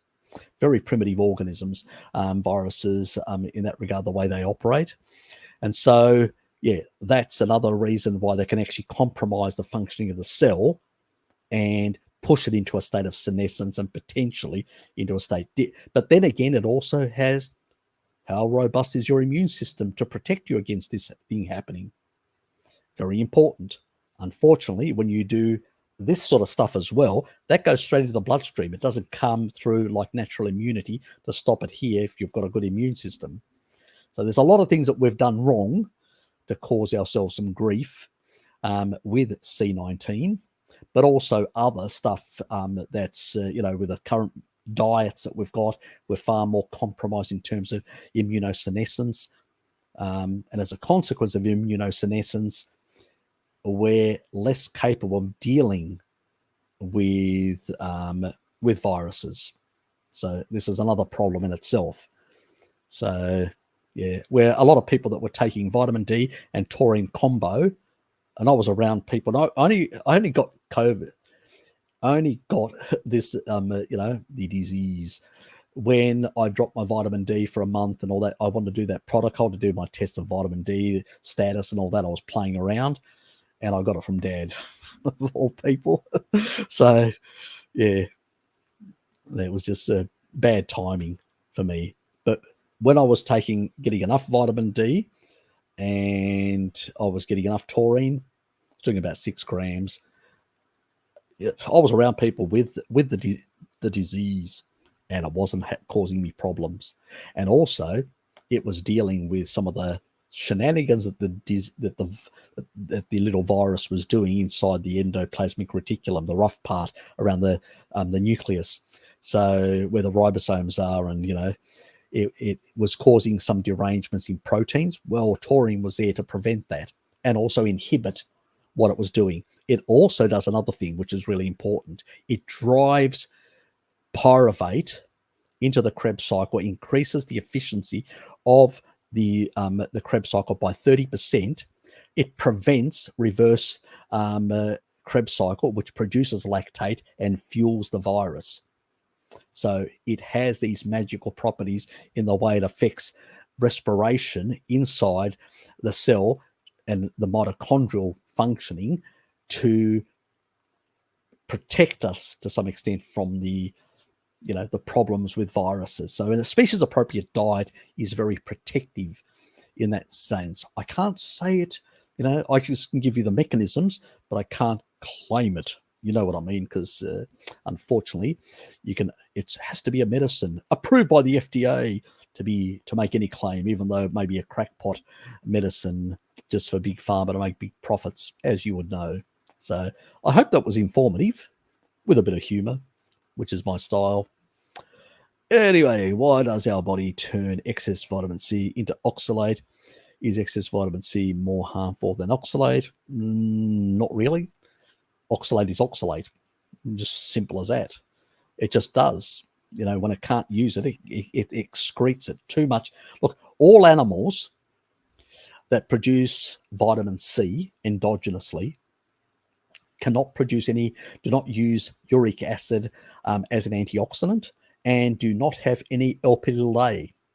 So if you know about the lipoproteins, the Lp little a in brackets little a, which has that little tail that can stitch up, and so if you've got let's say endothelial damage, you can go there, stitch it all up. And then slowly over the atheroma there, calcium will come in, and it'll all be stitched together, and then it will slowly harden and heal behind, and then it will get cleaned up. That's the process that should happen. Well, to fix up that collagen damage and to reduce the oxidation, some animals will use basically the vitamin C. Other animals will use Lp(a) to stitch it all up, and uric acid to lower the inflammation. Use it as an antioxidant. That's its purpose. So it plays the role, and so we lost the ability because we didn't need it. And the main purpose now for vitamin C is basically to take proline and lysine, put a hydroxyl group, and hydroxyproline and hydroxylysine is what is used for collagen. So if you eat hydroxyproline, hydroxylysine from animal foods, because you're eating a lot of protein and stuff like that, the requirements for vitamin C go dramatically down. Got it? Simple as that. They go dramatically down to very little. And so if you consume like supplement vitamin C, most of that will turn into oxalate because the body doesn't need it. The other thing that is important is when you're on a low carb diet, keto diet, or carnivore diet, what happens is, this is really important. We've got GLUT receptors. Most people know about the GLUT4 receptor. Okay? So the GLUT4 receptor requires insulin to get glucose into the cell. Okay? So the So when insulin comes out because of sensing of more glucose in the system, in the bloodstream, then what happens is insulin is excreted. It goes to the cell. It hits on a receptor site and says, open up GLUT4 and take in some glucose for energy. Let's get it out of the bloodstream. So that's what it does. But GLUT4 also is used by vitamin C. Got it? That is why on a carbohydrate diet, you need more vitamin C to try and force it through. It's sort of an osmotic pressure because, let's put it this way, ions moving in and out and molecules moving in and out of cells between the intra and extracellular fluid, there is an osmotic pressure differential that is created that forces one through those channels. Got it? So taurine is a big regulator of those channels and can regulate the sort of and also affect the type of ions that are moving back and forth through to maintain electron neutrality between the inter and extracellular fluids and along the membrane. That's it's maybe going a bit too far in my explanation, but vitamin C can get in from the GLUT4 receptor if it's not being used. So let's say you're in a low carbohydrate state and all that, you can take in very small amounts of vitamin C very easily because the GLUT4 receptor, there's no glucose going in. And you'll say, well, don't you have a basal level of glucose in the bloodstream, even with gluconeogenesis? Yes, you do. But it's usually spared. That's why it doesn't go through GLUT4 at all, because it needs insulin to go through there. So only vitamin C can go through there, unimpeded. That's why your requirement drops dramatically. You're not competing with a lot of glucose, and that's the problem. And that's why diabetics end up getting scurvy, not because of lack of vitamin C, even when they supplement them. It's because the competition at the GLUT4 receptor and the Randall cycle activation, which is inhibiting the GLUT4 receptor gets downregulated because there's just too much energy in the system. And then you've even got bigger problems in getting vitamin C inside the cell. But that's in a deranged state. You can't use that as an example. What medical doctors say, and I go, well, that's a diabetic. What the effing are you talking about, you moron? Don't you understand physiology the way it works? And the other thing that they won't tell you, because they're completely ignorant, is when you're at a basal level, you get gluconeogenesis, you increase your glucose, which provides or exercise on a low carbohydrate diet. Your blood sugar goes up slightly and then comes down. Where does it go? If the brain isn't uptaking it, or the red blood cells aren't taking it, and there's actually a peripheral resistance in taking it up from the GLUT4 receptors because insulin is slightly down, where is it going to go? There's a GLUT1 receptor, and that can take any excess sugar in a low insulin state when the sugar is at a basal level, so it's not forcing high excretions of insulin signaling, and it will take it through the GLUT1 receptor, leaving alone the GLUT4 for the vitamin C. You've just learned something about physiology, how it works. There you go, without having to go to school. Anyway, let's get moving. I travel a lot, so if UHT milk, I've actually tried that once in my life. Long life milk. Okay, is the only option. And if I'm not observing any negative effects, should I continue drinking it? Look, I've had it. I had no negative effects because I've got a lactose persistency and I do have pastoral genes, so it doesn't affect me any type of milk. So yeah, fine. If you need it for your coffee or whatever like that, or it's not going to kill you. It just means that you're actually getting more macros and less micronutrients and more macronutrients. That's the difference. But if that's not the main part of your food, your intake of nutrients is irrelevant, because if you're only using it for a bit of coffee, who cares? Neither here or there. Tips of naturally ending SIBO. Go and check my digestive issues. It provides a lot of information. There's one video there that says talks about the molecule that regulates the microbiome. Very interesting. Keeps spermidine down, and which spermidine is required, should stay in the your ball sack. But if you basically have spermidine in your gut, it grows things like causes bacterial overgrowth. The thing that actually lowers it, I'll give it away, it's taurine. And bile as well cleanses the small intestine, and taurine plays an important role in producing sufficient bile to do that job. But if you look at that video, you'll actually learn a lot of how it all works and how you can deal with that. So, and there's a stomach one as well that covers that, and you'll learn a bit about that. So it pretty much will cover all those issues you want to know of how to deal and eliminate SIBO and things like that. Things that I had as well, lucky me, because I had gallbladder issues, which do exacerbate SIBO issues because you can't cleanse the intestine properly.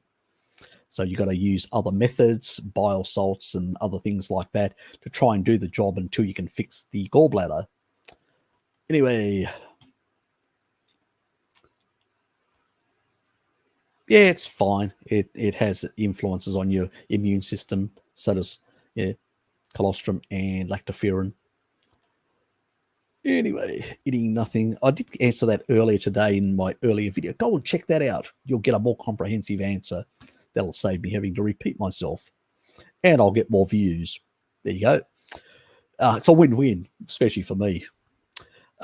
Is eating nothing but dried pork, sausage, and M&A cheese going to cause any major deficiencies?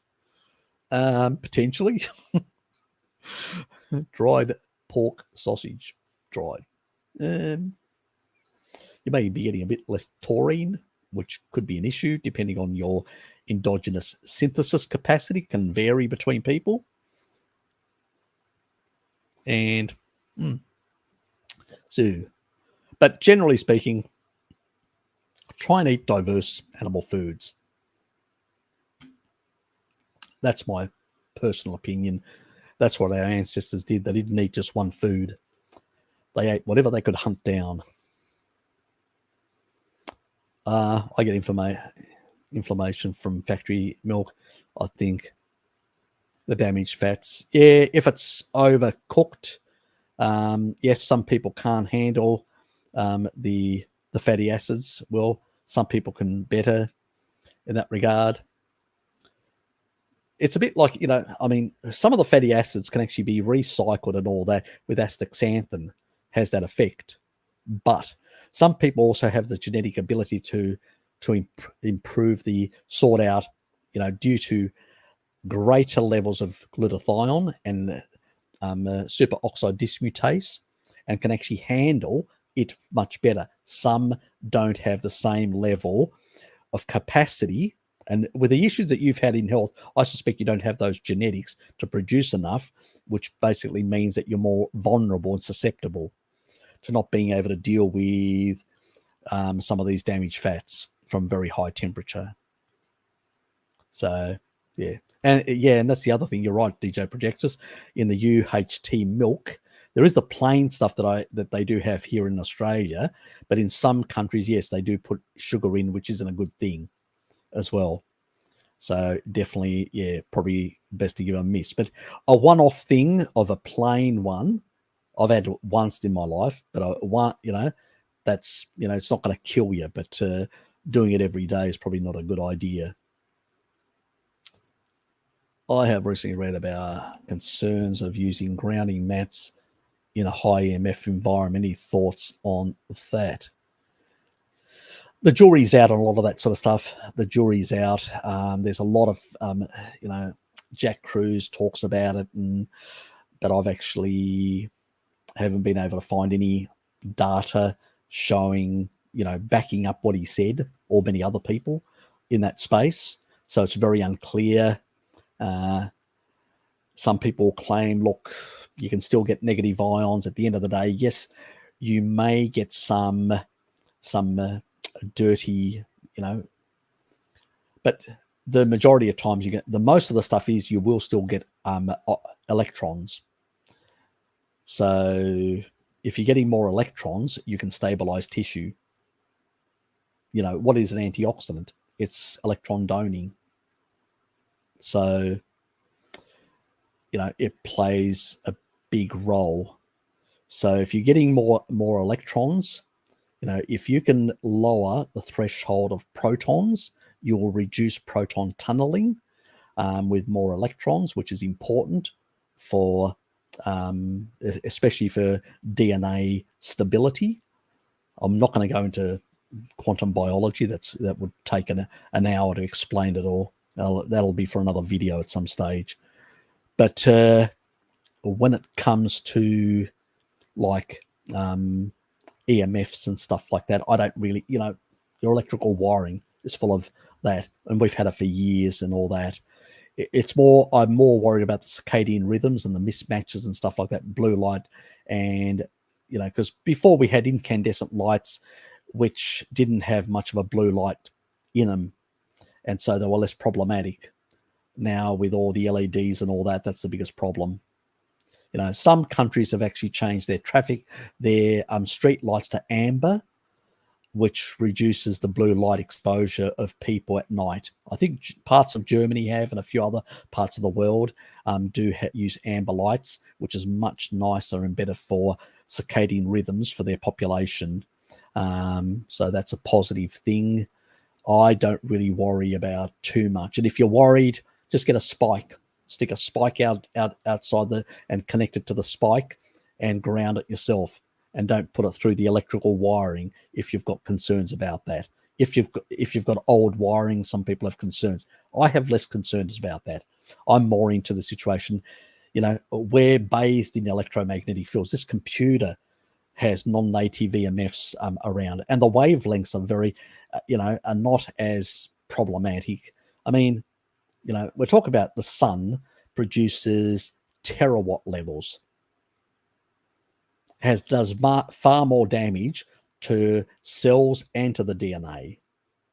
And our body still, with glutathione and the superoxide dismutase and catalase, can deal with those things, let alone the much weaker levels from EMFs. They're a non-issue. I've actually done a video with Bart Kay, and it's on his Odyssey channel, where I did it on 5G. And I covered that and actually showed the research on heat shock proteins and everything. That's oxidative stress. Zilch. There's nada, nothing. Okay? These are true experiments, not conjecture or opinions of people. And I challenge anyone to come up with research showing me mechanistic proof. They won't find it because I looked. So, and especially the sun is far more damaging, and our bodies can cope with that. So it's absolute nonsense. The problem really is with circadian rhythms, the blue light. The non-native EMFs are, the photonic energy coming from them is in a number of wavelengths and in a number of frequencies. Some of those are frequencies that should be in the daytime, not at night. That's a problem, because we do have melanopsin receptors on our skin. Now, the primary ones that create the signal modulation are in our eyes. That's where we have the biggest concentration of melanopsin, and it's DHA dependent as well. So, so if you get too much blue light throughout the night as well and all that, you can lower your DHA levels in the eyes, and that can affect your melanopsin and also affect your circadian signaling. That's why I say to people, when you wake up, don't look at your screens. Walk out. Modulate yourself with the earth, with that light, that early light. Then at midday, do the same thing. Go outdoors, modulate us in. Tell your body it's midday. In the evening, do the same thing. And then wear this sort of stuff to keep the blue light down, so you can actually raise your melatonin, lower your cortisol naturally, and get the body to work properly. You can use a bit of taurine in the evening to amplify, to lower the cortisol levels and amplify because we live in stressful environments. So there is other factors that can raise cortisol beyond blue light. but blue light is a big one at night, and screens are causing a lot of it. So that affects people's sleep as well. So these are, it's a bit more, so don't really worry too much about the grounding mats and all that sort of nonsense that people are making a big fuss about nothing. And I say to them, okay, show me where the issue is on the EMF side. I'll accept the blue light signaling, but that's everything. Your wiring in your home, your computer, your phone, they all produce that sort of, that sort of stuff. So, you might as well go bush and take that all out of your life if you're concerned. Don't concern yourself about one thing, especially something like that that's pulling up negative, putting up negative ions, basically electrons, and actually providing you like a free, cheap source of antioxidant for your body to stabilize tissue and increase your redox potential of your mitochondria. Yes, improve your energy production in your mitochondria, but with more electrons. Wonderful stuff. Yes. And then use appropriately for energy production, force through the ATPs, force the actual protons to do that sort of stuff, and not tunnel through tissue into other areas where they shouldn't go. Because that's the problem when you get a proton gradient, which is not being managed properly within the mitochondria. But anyway, I don't want to go down that deep rabbit hole about, cancer and protons and stuff like that. That's and the effects on the DNA. That's, tunneling. Yes. You could read up on tunneling. Transistors do it as well. Yes, not only humans. But they do electron tunneling. Yes. Anyway, how do you consume taurine powder? Well, interesting. You can put it in water and drink it. That's how I do it, because I'm too lazy to do it any other way. Dad puts it in his yogurt in the evening. So he's up to 6 grams now from 2. It was a miracle getting him there. Persistency, helped in that. And he's getting better sleep, and also for other reasons as well that he needs it for currently. So, yeah, that's 2 ways. Some people I know put it in their coffee, in other beverages. Personally, I don't really care how you get it in. I just use a bit of water, stir it in, and drink it. That's how I do it in the evenings, primarily, and sometimes at work I may even put it, rather than in water, I've made coffee, just put in my coffee, stir it, and drink it. So, like 2 grams in the daytime and then 4 in the evening. Anyway, sometimes I get so lazy, I just put 6 in one hit. I go, oh, bugger, can't be bothered doing it later on because I know I have to go somewhere, and I'm not going to be carrying my supplement with me either. That's just too inconvenient. Yes. You're welcome. Yes, Jonathan is a wealth of knowledge as well.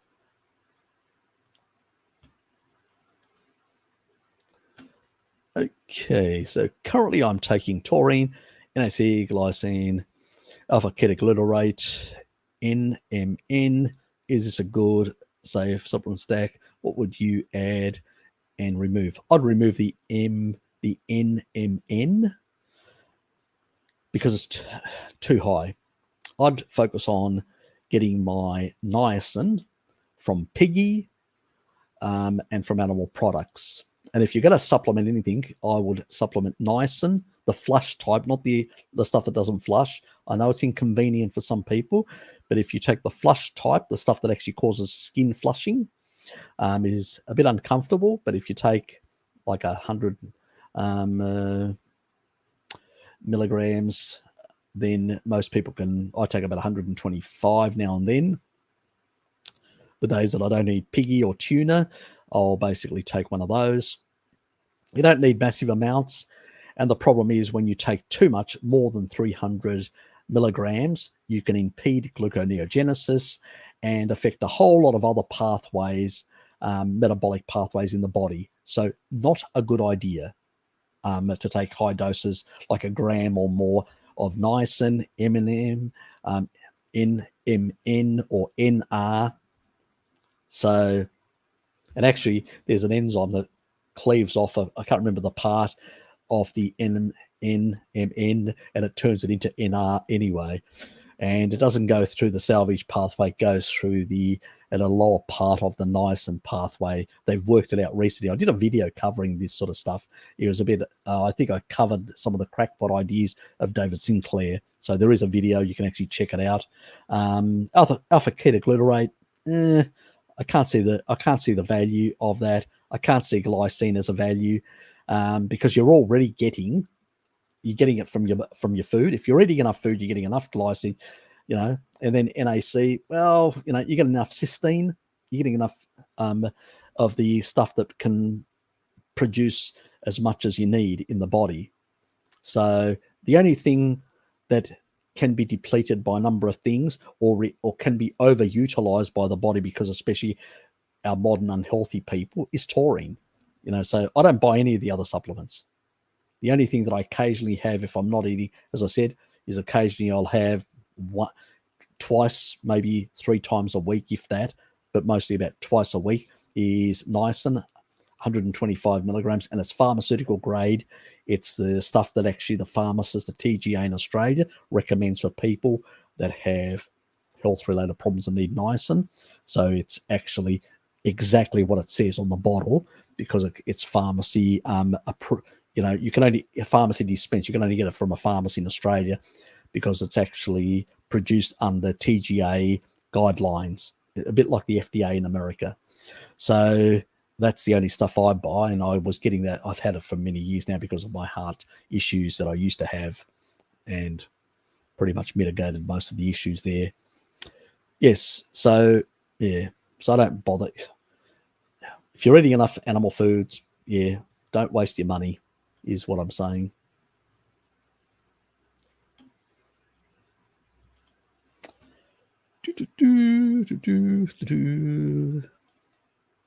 Yep, yeah, a number of people do that. Dad's doing 2 in the morning, and then 4 in the evening. I do about 11 o'clock, because that's when I have my first sort of meal, coffee, around that about time, and then I'll have my major meal at about 3 o'clock, 4 o'clock at work. Sometimes if I forget my food, then I may have it at lunch. I have to go and buy some, and there is a place that they know me, and I usually call them and say, can I have some beef patties? And they'll just make me beef patties that they use for their hamburgers, and bacon, and they just do it on they'll just prepare them. They usually have extra, because the guy makes them at home. So the homemade, they're not supermarket crap or anything like that. The homemade, he makes them himself, because there's better margins that way. He buys it from a butcher. He said, I buy a big quantity and it costs me far less, so I can make better margins. So I usually buy from him 2 patties and some bacon, and he just basically he's got a grill there, and he just a grill plate. He grills them, and then he puts them in a container. I go and pick them up. Fantastic. Put a bit of salt on them. Done. So that's, yeah. But normally I do cook. Like today I would have cooked, but I haven't. But I'll cook tomorrow because I've got a flex day, so I'm at home. So I'll just cook midday, a big batch in the oven, and then I'll have all my meat for the whole week, and I'll just warm it up. That's all I do. So, and I make sure that because I put over the actual, I'll cover it. And the key thing is that, because I want it to sort of create like steam, that sort of steam effect, because you're containing all the actual, as it cooks, you're getting the water molecules inside to steam up, and that softens the meat. And so when I warm it up, it's not going to be as dry at work, and that's what I do. So yeah, very much enjoy that.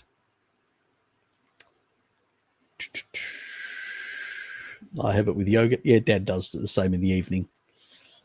Yep. Why does canned meat make me nauseous? No idea, because canned meats do have other things in them.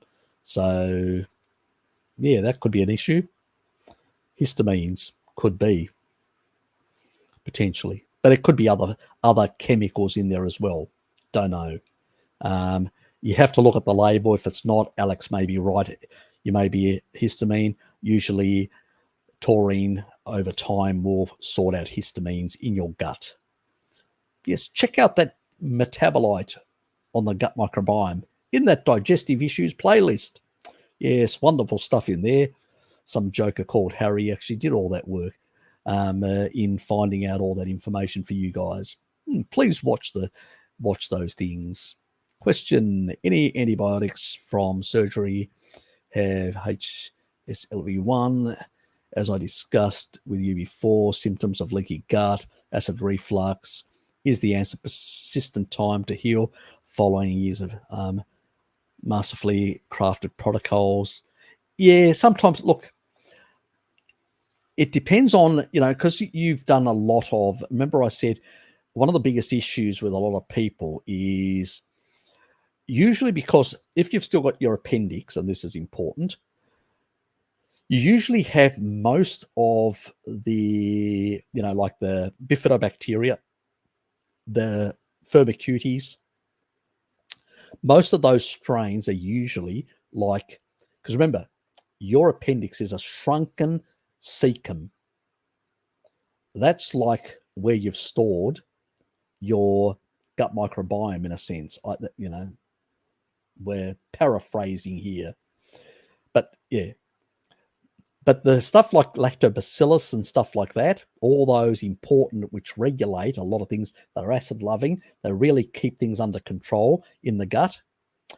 Where do you get those? Well, the most acid environment that you come through, the birth canal, when you pop out of your mummy's birth canal, well, you get coated in lactobacillus in a lot of the different strains. When it comes to glyphosate or antibiotics, the ones that get decimated are the lactobacillus, unfortunately. The others get hit, but they reduce slightly, but they come back. But so do some of the pathogenics. But the problem is you lose a lot of the lactobacillus. So then you're forced to do, remember under the digestive issues, I've got one on the Biogaia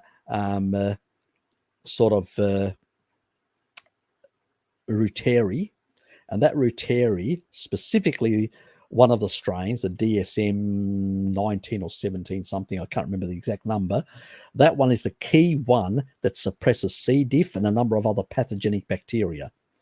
And then when you actually reintroduce, and then you have to do 3 months, the B vitamin and the vitamin D thing, remember, to repopulate some of these beneficial bacteria.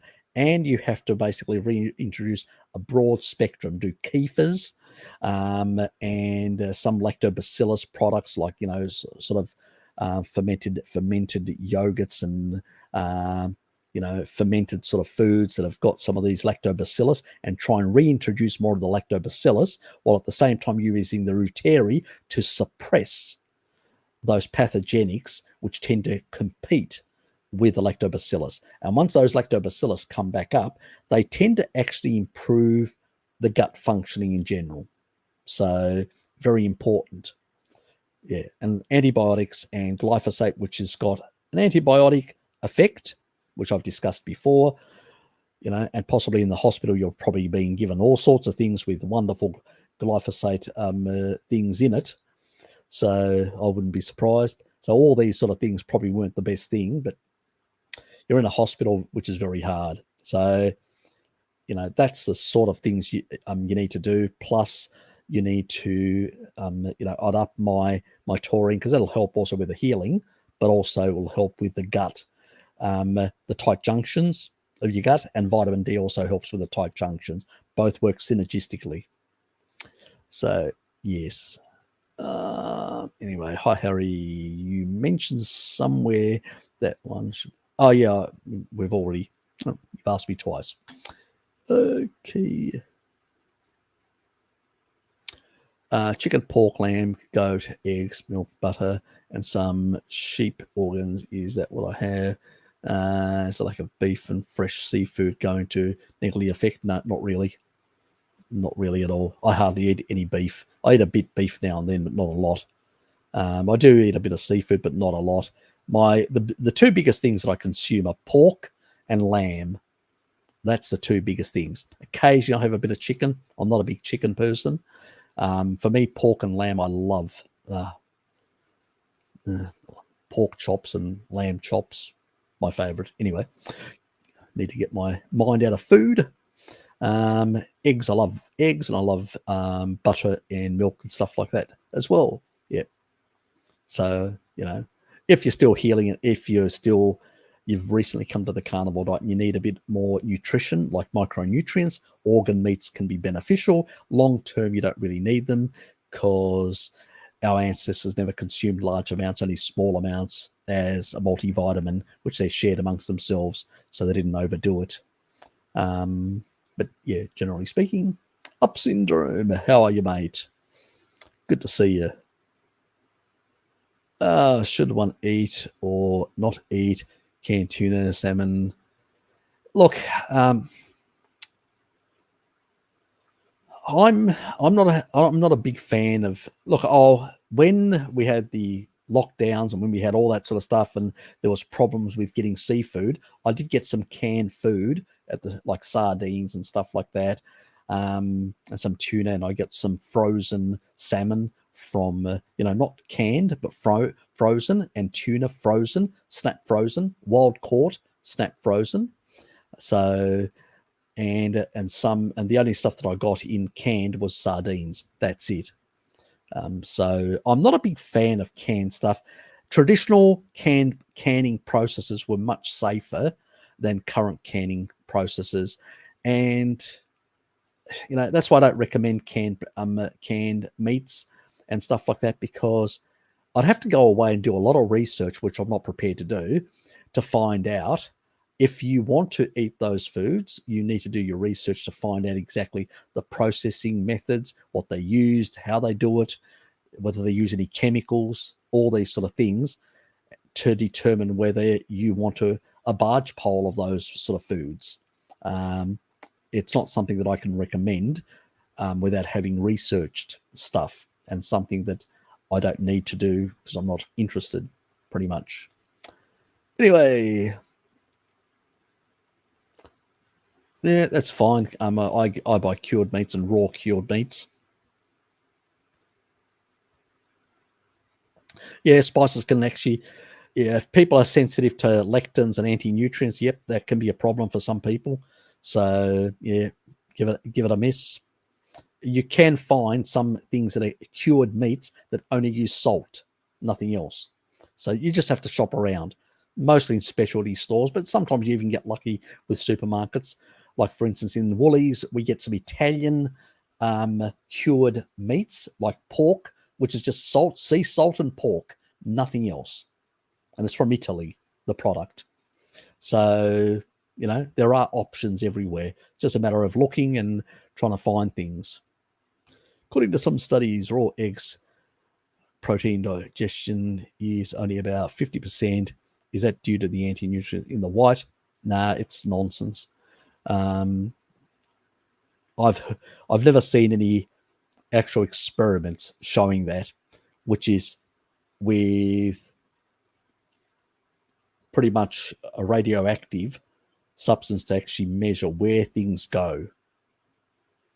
So until I get a study showing that exactly, Pavel, the jury's out. And so I don't really think that, there's any really credence to that. And when it comes to the issues of biotin, it's only 27% that gets bound. There's more biotin, unless you do whites only. But if you do a whole egg, not a problem, because there's more biotin, and there's only 27% that gets bound. So not a non-issue for that as well. Anyway, because what does the body do? It breaks down in the stomach, acidity. And what does it break? It breaks down everything it denatures. The protein is broken down to amino acids and the fats into fatty acids, and the sugars into simple sugars. That's how we digest it. We don't digest foreign proteins, because if we try and digest foreign proteins, we're going to get immune reactions. It's only when we don't have sufficient stomach acidity we may get foreign proteins and cause immune reactions in our gut. So it's just illogical. Doesn't make sense. Free form amino acids are free form amino acids. They'll go into an amino pool through the middle part primarily of the small intestine, get absorbed, and then they'll be utilized by enzymes and as building blocks for other things. So yeah, that sort of whole thing doesn't make sense to me at all. And that's why I've always challenged people when they've made these claims. Show me the evidence. And they go hiding because they don't have any evidence. Pavel, they don't have any evidence. People just make shit up to sound intelligent. All they do is just show their lack of, lateral thinking and their stupidity.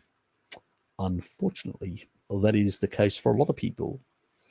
Oh, someone was telling me Maasai have lactose persistency from 1/4 of their DNA being from an ancient European migration. Nah, that's bullshit. Are there any African tribes with dairy heavy cultures like them? Yes, there are in the Horn of Africa. But it's usually, they have a different genetic because it's primarily camel. And some of them can actually tolerate goat as well, milk in those areas. Like if you go to Somalia, Ethiopia, those parts, Eritrea, those areas, southern Sudan as well, and most of the Arabs as well, they have different genetics that give them lactose persistence. We've got two types in Eurasia.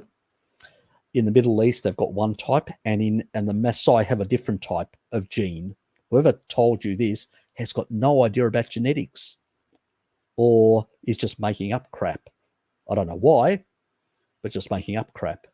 So yes, it's a completely different gene that provides lactose persistency to the Maasai.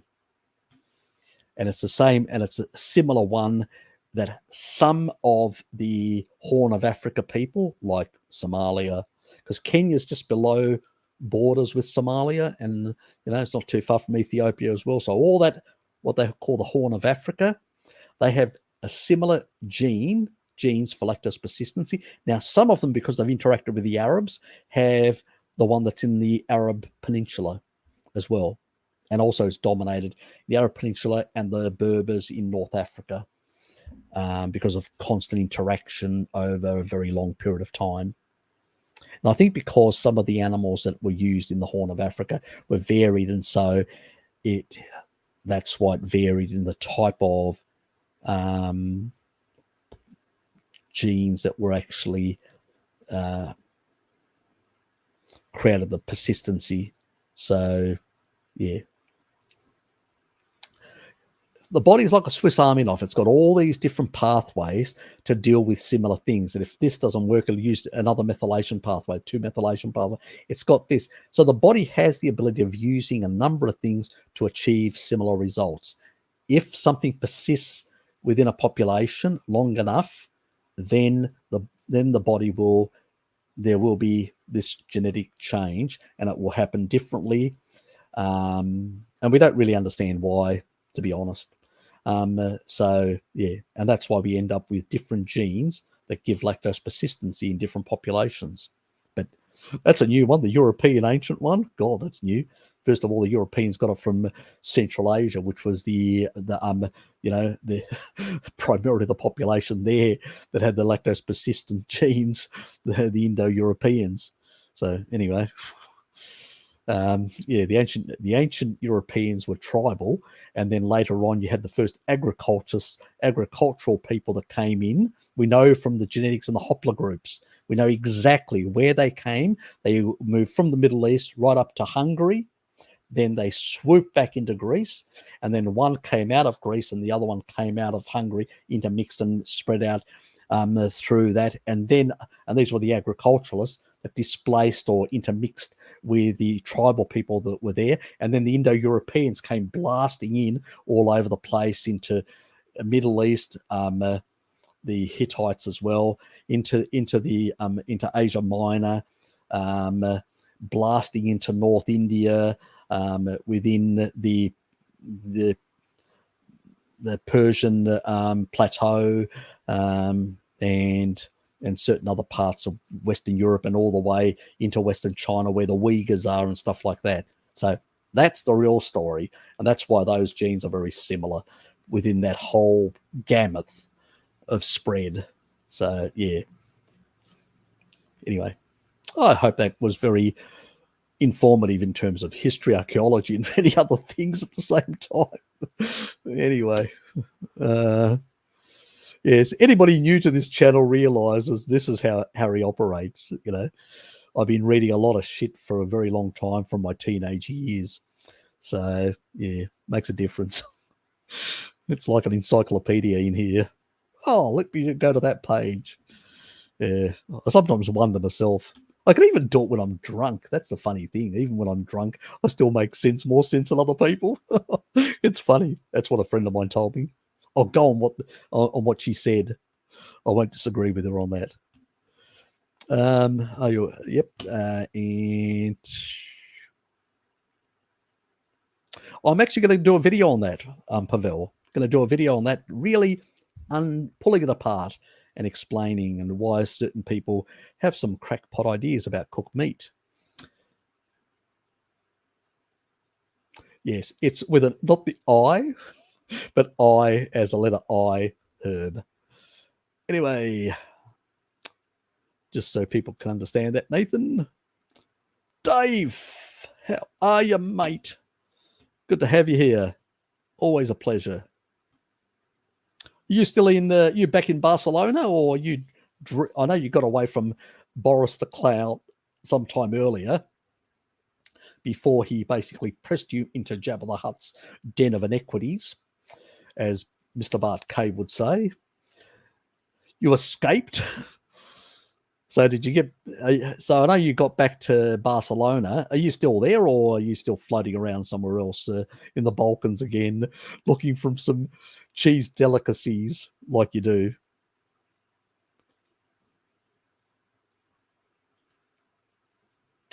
Okay, fine. Use electric mixer for blending the yolks in a soup, as long as it's not one of those high-powered ones that really like atomize things. Like the Ninja type. Don't use that. That's will damage the fatty acids and all that. Normal blender, fine, not a problem. A normal mixing blender, that's fine. Okay.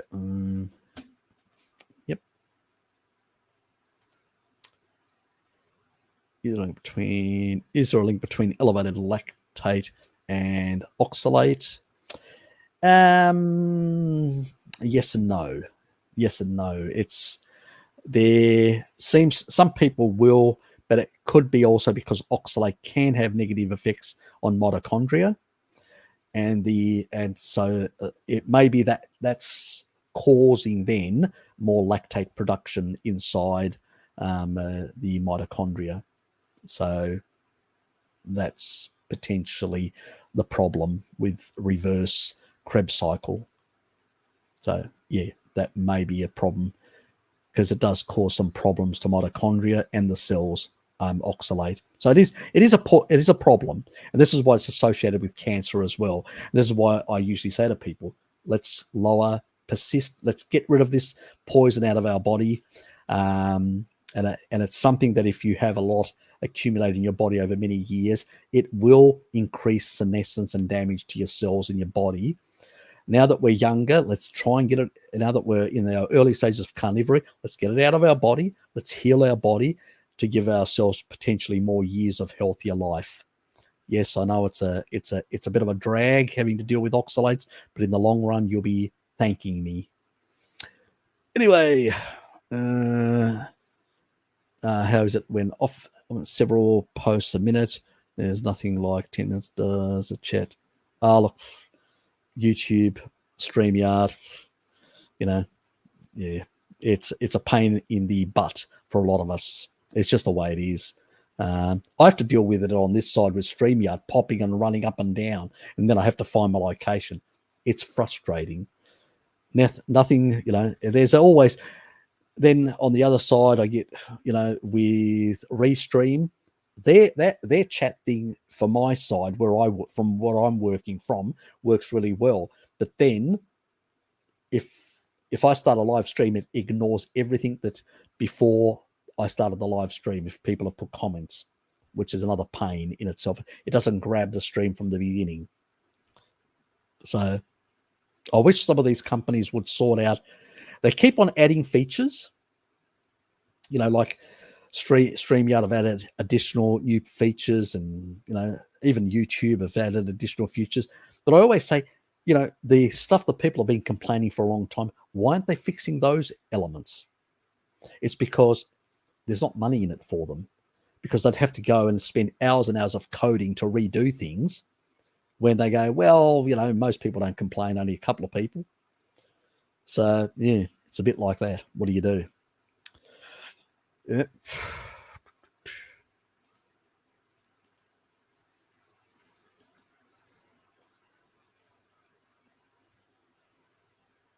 How do I do what?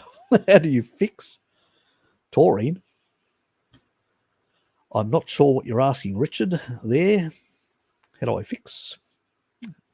There's options. $20, $100 bill and snort some. Is that what you're saying? How to get it into your system much more efficient? Let your mind run wild. Yes, it is, unfortunately. Can't really do much about it.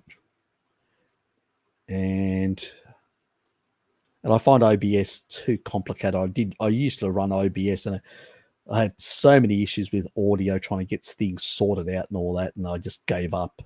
I know Bart still persists with it because he's got a lot of things that he puts up, backgrounds and stuff like that, and that's why he likes it. But it does cause him audio problems now and then, as you've probably noticed when you've gone on there. I just don't want the headaches. I've got enough in my life with my day job and many other things, and so I just don't have the time to try to sort things out and play around with too many things. And as I say to people, this is free information, so don't expect too much stylish, a bit of entertaining banter, but don't expect too much in terms of style presentation, because you're not going to get it. You're only going to get information from me. I hope you're here for that purpose and not for the style, because there's not much.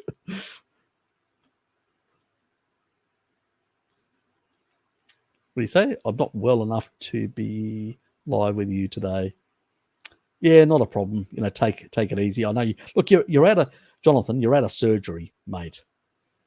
You've been pushing recently. I've noticed you've been lifting weights and doing all sorts of things. Do a bit of that, but you've been pushing, the envelope.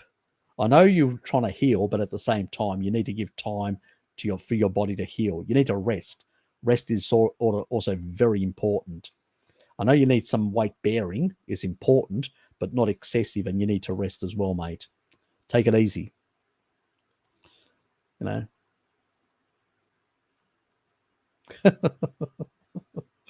Mumbling, yeah. Get used to it, Nathan.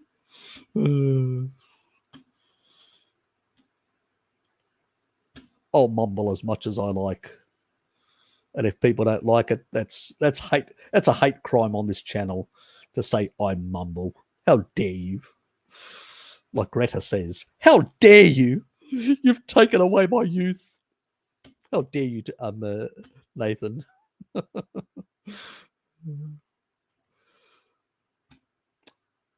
Yes. Oh, Lilith's here. How are you, Lilith? Oh, I better get down there. Oops. Just came through. Thank you, Harry. More when I have it.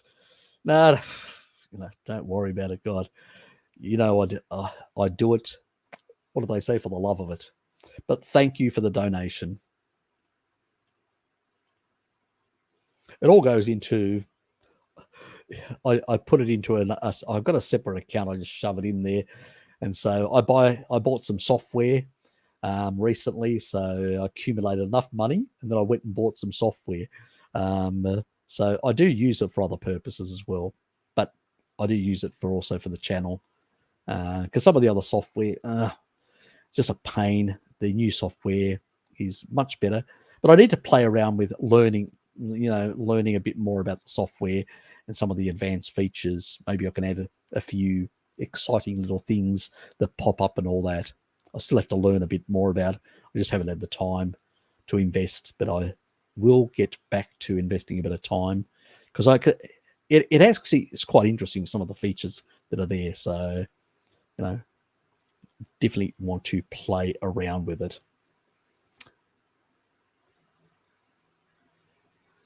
Not too bad, Harry. I think it was the scan contrast diet back in November that has made me hypothyroid, chugging taurine. Yep, good. Yeah, it probably was. A number of other people have had some issues of that problem. Yeah, I know, it's a problem with dyes and stuff like that with scans. I need to make a video on some of that sort of stuff, some of the stuff they put in there, and how to deal with the stuff as well in the body. I'm actually, at the moment, I'm working on this comprehensive detox sort of thing, and it's going to be a series. I'm still working on it. I've downloaded a whole lot of stuff from some industry information on, exposures of workers in the mining industry and in the petrochemical industry and in a whole lot of other industries.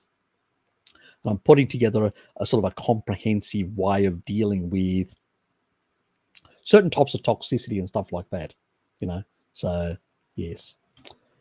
Morning, Harry. Any thoughts on Gareth Simons and vitamin A toxicity? Here's a crackpot, basically. Carotene, etc. He worried me. You shouldn't be worried at all, mate. I had Accutane treatment years ago. Probably not the best thing. That sort of stuff is not the same as the stuff we get naturally from. They say that it's similar. It's not. So that can be a problem. He said the liver can take 10 years to get stored levels down. That's bullshit as well. Look, when your liver's working properly and your gallbladder is working properly, and this is an important thing, if you've got a healthy liver, no fibrosis in the liver, you can store shitloads of glucose and shitloads of retinol.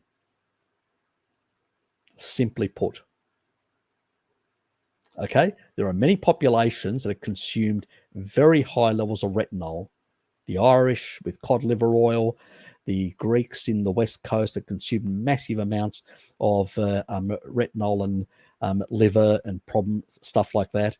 So there are plenty of populations. They've got adaptations as well. That's true. But most people can tolerate, and it's very important. If you take away vitamin A from piglets or any other mammal, because they can't do it to humans, those piglets can grow without eyes. Okay? So anybody to tell you that vitamin A is toxic needs their head examined. He was an idiot prescribing high levels of vitamin A to his clients who had underlying health issues like liver problems, liver fibrosis and all that. I would never do that because I understand how these things. I would actually recommend they use taurine, milk thistle, and other things to remove the fibrosis, to heal the liver. And once you heal the liver, then you can look at the micronutrient deficiencies. So you've got this whole thing back to front. You need to have the body working properly, especially the liver. So, yeah, so completely and utterly stuffed it up in that regard. So he pushed them into high vitaminosis, unhealthy people, and then now he's pushed them in the complete other direction. I'll give you an example. In your cells, in your body, there are enzymes that can be expressed. They're called matrix metalloproteinases. They are collagen degrading enzymes. They influence collagen turnover and stuff like that. Not many people talk about it. I've talked about it for years, even before I started a YouTube channel, when I was appearing on Bart Kay's channel a couple of years back. A few people have picked up on it now and starting to look at it in the low-carb community. Paul Mason's done a bit about it recently, and a few other people, but not many people are still clued on to all this sort of stuff, especially this guy's got no idea. 2 vitamins, fat-soluble vitamins, that play the biggest role in regulating these enzymes. Otherwise, if you get too much of these enzymes expressed under oxidative stress conditions, even from the sun, increased sun exposure and damage to your skin, it can create an increase. It will upregulate matrix metalloproteinases. In the skin, guess what vitamin basically is involved in regulating those? Retinol. So if you go on a low retinol diet, you're going to have skin problems. You're going to have an inability to regulate those collagen. Sorry. You go very low on vitamin D. Guess what regulates proliferation of cells inside the breast tissue and the prostate? Vitamin D, and vitamin A plays a secondary role in those enzymes. So, the guy's got no idea. Absolutely no idea. He's a reductionist. A reductionist is a person who sees something and then makes a whole belief system around it. Certain pathways, certain conditions, or N of 1 circumstances. People that have deep knowledge of physiology and biochemistry understand that this is not how the body works. Anything in excess can create problems. But too little of something can create problems. Too much of something can create problems, depending on what it is. So to claim that vitamin A is toxic is absolutely nonsense. Water is toxic too much. Anything can be toxic or problematic if it's in excess beyond the physiological capacity of the body. It's complete and utter nonsense, mate. And I've already covered the vitamin A thing. I'll give you an example. This guy who did 25 eggs a day. I've done a video covering vitamin A recently. 25 eggs a day. I've talked about him on many of my videos, but haven't covered this point. He was doing about 7,000 IUs of retinol per day for decades. He was 88, outlived his parents, had no health problems that were noticeable. Just had an egg addiction for many years, was lonely because his partner died away and he was in a nursing home. But otherwise, they did a case study back in 91. So this was years ago. He's probably dead now. So, and this was on the cholesterol side of things I was looking at the time. But the guy had no inflammatory biomarkers when they checked all this sort of stuff. Everything looked good. Outlived his parents. His father died at 44. His mother died at 76. He was still alive at 88 and guzzling down 7,000 IUs of retinol a day, sometimes even more. That was 25 eggs on average a day, or 24 eggs, nearly 7,000 IUs. But if you're doing mega doses like 100,000 IUs or stuff like that and excessive amounts, yeah, that's going to be a problem over time. That's what do I say to people? I say vitamin D, retinol, stick to below 10,000 IUs, and the sort of the top that or try and stay around 5,000 IUs. A bit above, a bit below, you're going to be fine. But if you do excessive amounts like this guy does, a lot of people recommend, they get people into trouble and then they blame the nutrient, the micronutrient, then themselves for their stupidity for recommending this sort of stuff and not doing a deep dive in the beginning and then coming up with complete and utter nonsense about vitamin A toxicity. Well, F off, mate.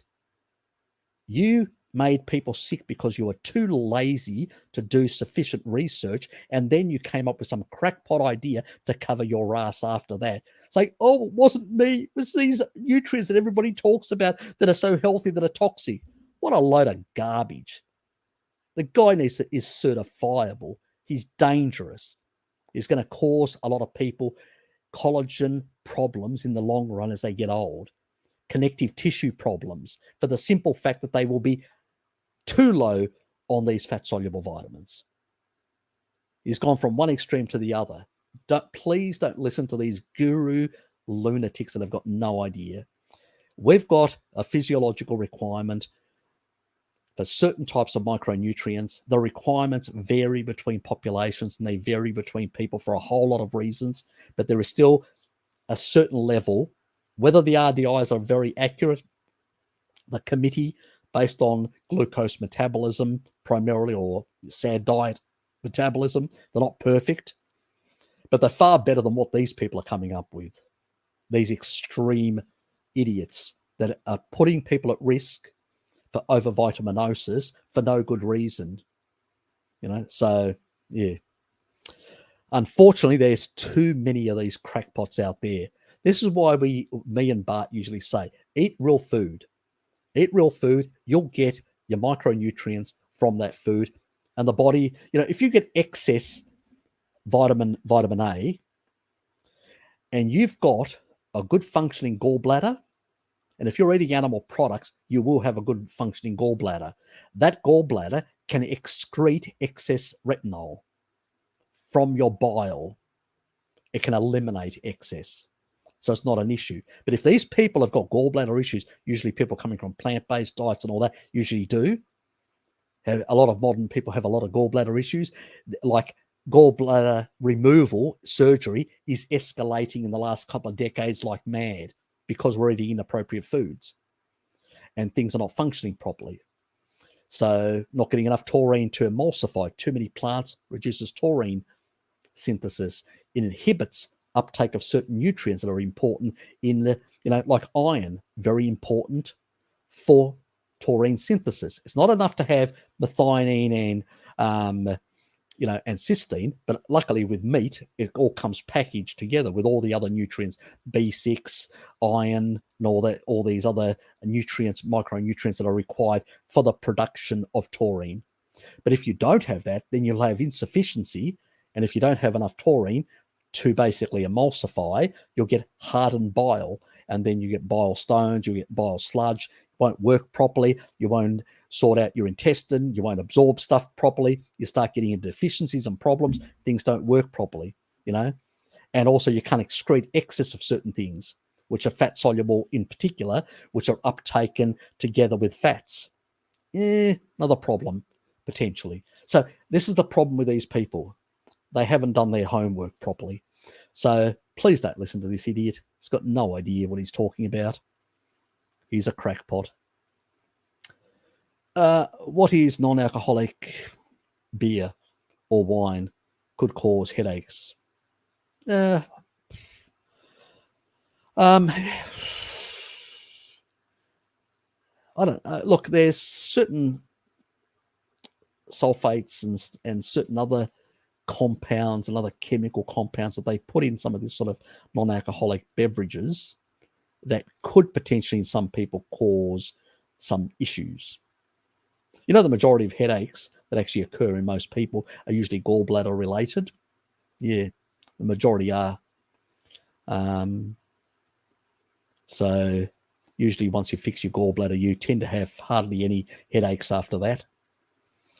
So yeah, look,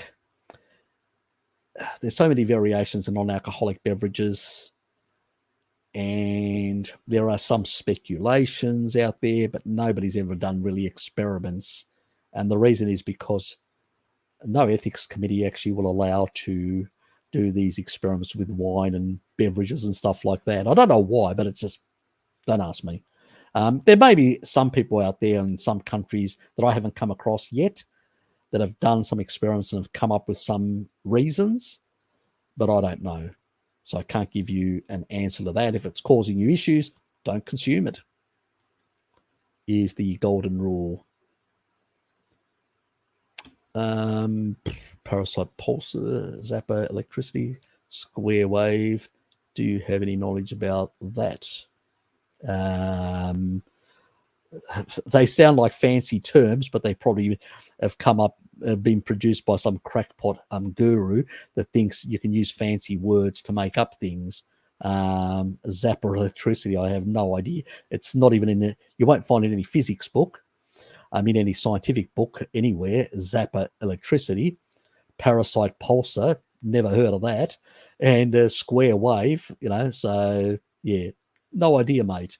I suspect it's some crackpot came up with some of these things, and they use some fancy words to baffle people, like a lot of them do. So yeah, I think it's probably nonsense, the whole lot of it, and I don't even know what it's all about anyway.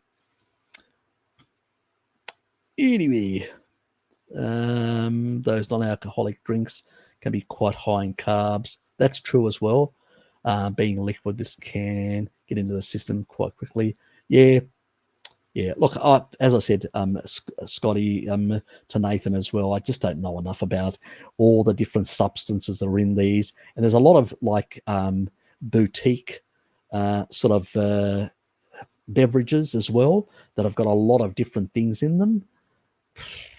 And some of them got these chemical labels. You have to Google to find out what the hell is in the damn stuff. So I don't consume those things, so I don't really know enough about them because it's never interested me in that regard. But maybe one day I may, if I've got a bit of free time, I may look into these sort of frivolous sort of areas of nutrition. Maybe we'll see.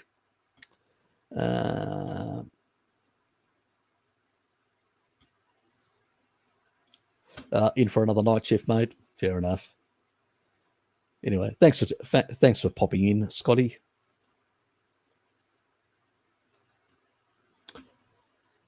The Roy shift. I'm taking taurine and it causes diarrhea. Is that from better bile flow? Yes. You may need milk thistle to fix up the FXR pathway.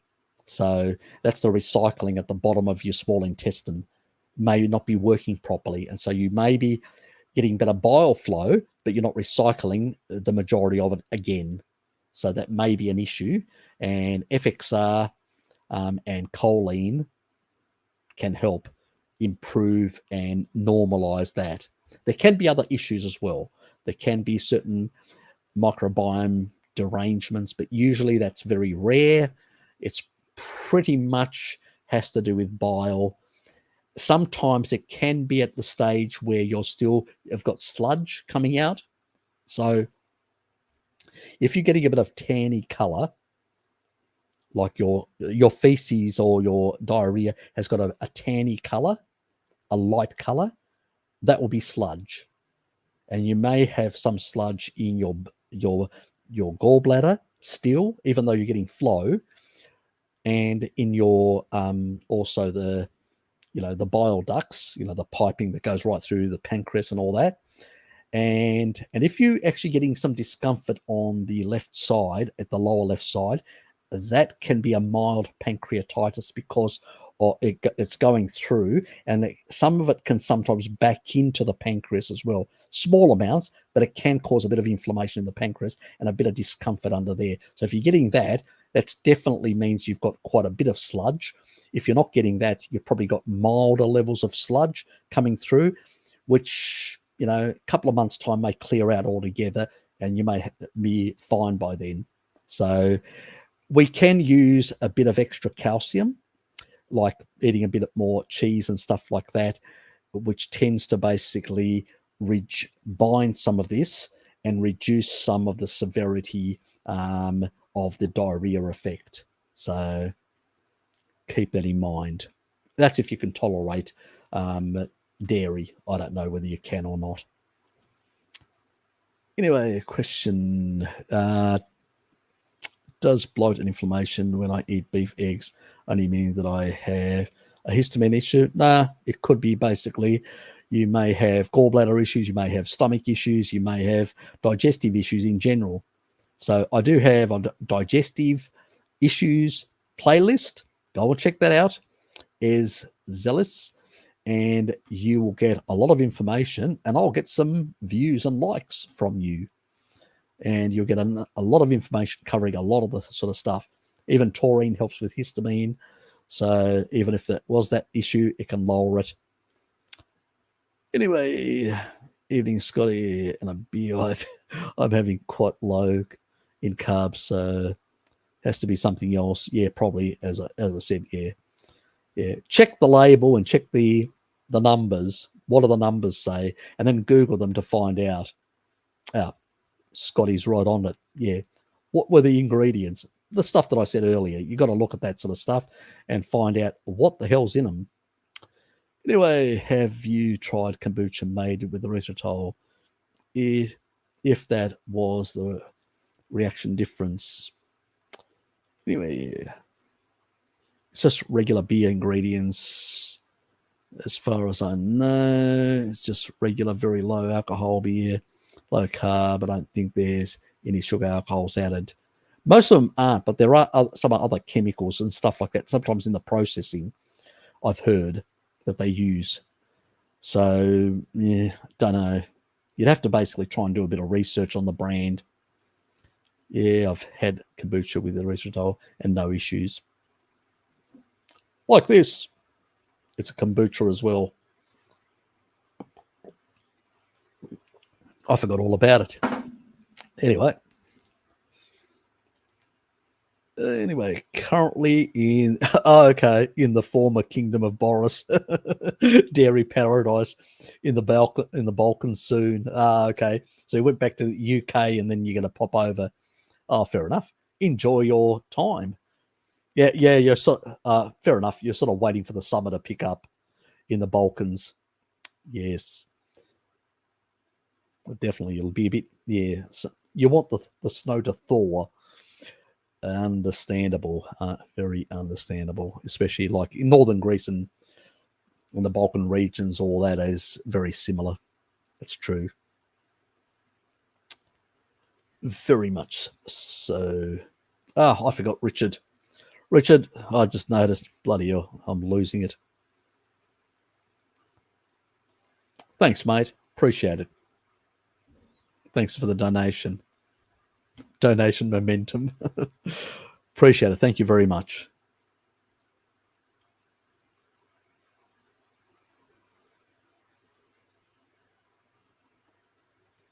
As zealous, you're welcome.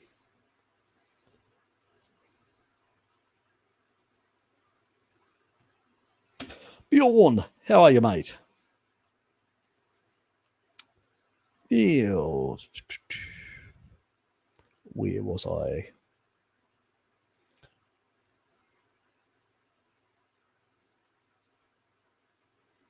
There's all the beer ingredients you guys are talking about. Fair enough.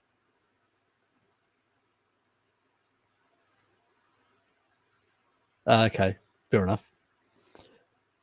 Anyway, it's fine. Yep, and that's about, yeah. Drop me a line, my dear. Drop me a line. Tell me how you're going, how you're traveling.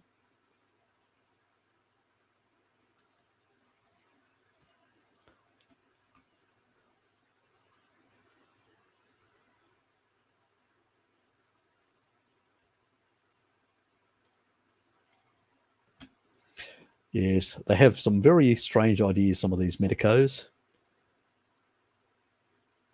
Dagnolo, I've been on a lion diet with a bit of chicken since July recently. I noticed that my body's blood clotting and healing ability is almost non-existent. Look, honestly, mate, I haven't actually checked out the lion diet. So maybe I should go and check it out and find out exactly what you guys are eating, because I've got no idea. So yeah, I don't know. I can't comment about a diet that I don't know. I've heard about it, but for the life of me, I just don't know why I haven't actually looked into it. I just haven't. So I really can't tell you. Just go back on a standard carnivore diet, mate, and just go back to eating a bit of fish, eating some beef, eating some lamb, eating some chicken, some, just regular sort of stuff that most people out there on the carnivore diet are eating. Bit of salt, just, do that. If you need a bit of dairy, you'll know. If you get tachycardia, so all that sort of stuff. Yeah, and things will improve. Yeah, I probably need to look into it, but I've got no idea what's involved and all that.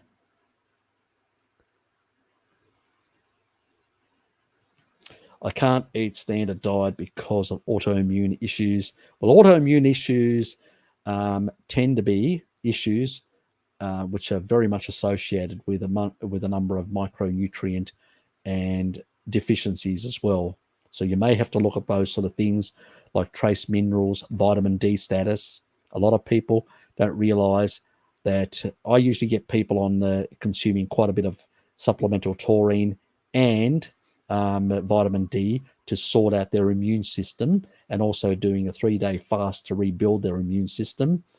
And so you go into it with high vitamin D and all that. I do the protocol as well, because the gut plays a big role. So vitamin D, B12, also the B vitamins, a good quality one. And so if Richard's around, can you actually put the copy of a link of that high herb B vitamin that I recommend? Because that one has the, doesn't have any of the it's a good price, and it has a lot of things. It also has a number of bacterial strains as well that are beneficial. So yeah.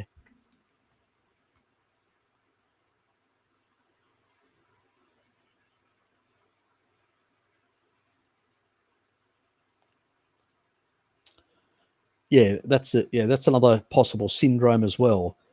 You may have to look into and find out. So what Scotty said there, antiphospholipid syndrome, yeah, do check that out as well, because that could be an issue as well. So you need to find out exactly.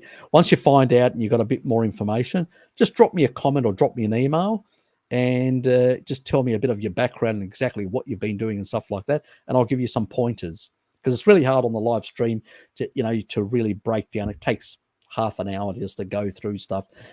Everybody's condition is different, so do send me an email and we'll go through. So brittle nails, and I cut my finger and lived for hours. That tells me is a number of deficiencies there as well that are quite clear. There's possibly a K deficiency as well, which can be an issue as well. There can be a biotin deficiency as well, because if some people require to eat certain foods to get enough biotin. So there's a lot of genetics that can affect these sort of a lot of different pathways. So do drop me a line. Exactly, you've told me what you eat. Do drop me a bit of your history and all that, and I will give you a bit of a rundown of things.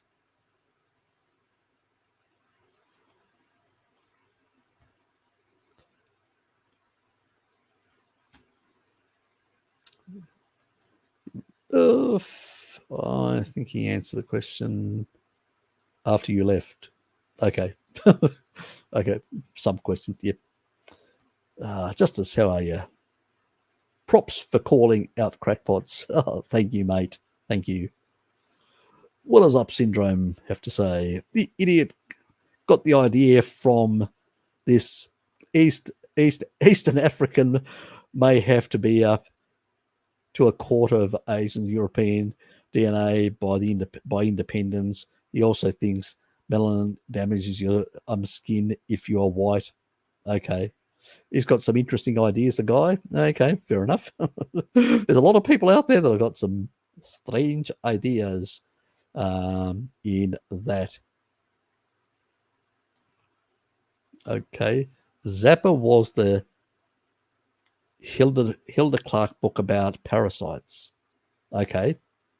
Never heard of it. Anyway.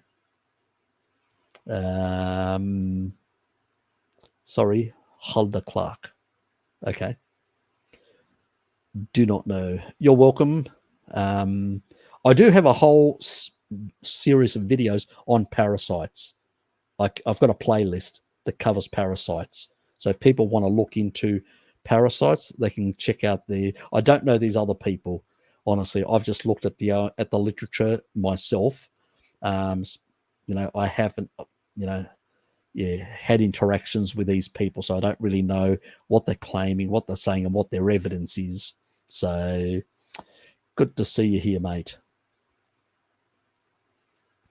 I don't like commenting about what other people have to say unless I know what they've actually had to say. I don't like getting it from a third person, because we all have different ways of looking at the same information. So, Nick, how are you, mate?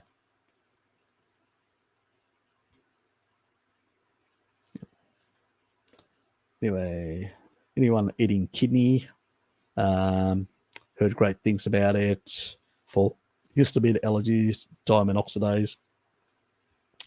You can get from monounsaturated fat and saturated fats diamine oxidase as well production. There's enzymes that can do that. So yeah, it's the issue with histamine. Histamine is actually important for immune response. So it has an important place. Too little histamine is not a good thing. Too much is a problem. And the greatest molecule that actually regulates histamine, especially in the gut where most people have the problem, is taurine. It's in that video. So usually, and that sorts most things out. Yes. Yeah. Unless we've got genetic proof, it may be something and all that. You have to basically talk to the person and try and actually get a bit more information in that regard. Yep, good. Send me an email. Okay. Cloud, it be that previous commentator was worried about grounding mats might act as an EMF antenna. Is the ground antenna of any concern through? No. Let me put it this way. There is far more exposure that we have to other things to worry about.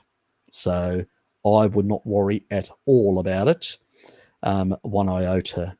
The amount of EMF non-native from anything, from our wiring in our homes to the mat or whatever, the mat is actually just pulling up negative ions from the ground, so it's not acting as an EMF antenna.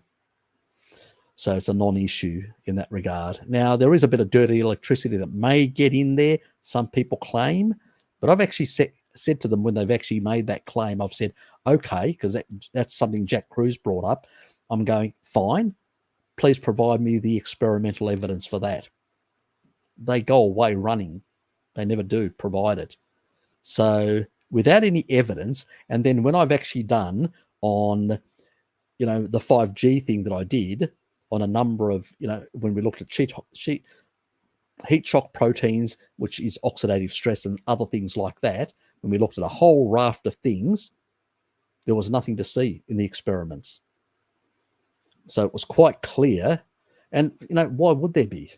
The strength is very low compared to the energy coming from the sun, which is in the terawatt range, far more potent in its effects on our bodies, and our bodies can cope with that. So I just don't buy it, all that. For me, it's all the circadian mismatches to our clocks, that some of this photonic frequencies of blue light, that's the problem. That's really the crux of the problem. And some of that can be mitigated with things like this, with amber lights in the streets, and with other things like that. We can lower the level of blue light at night. There are other strategies that are much more important, what I call the low-hanging fruit.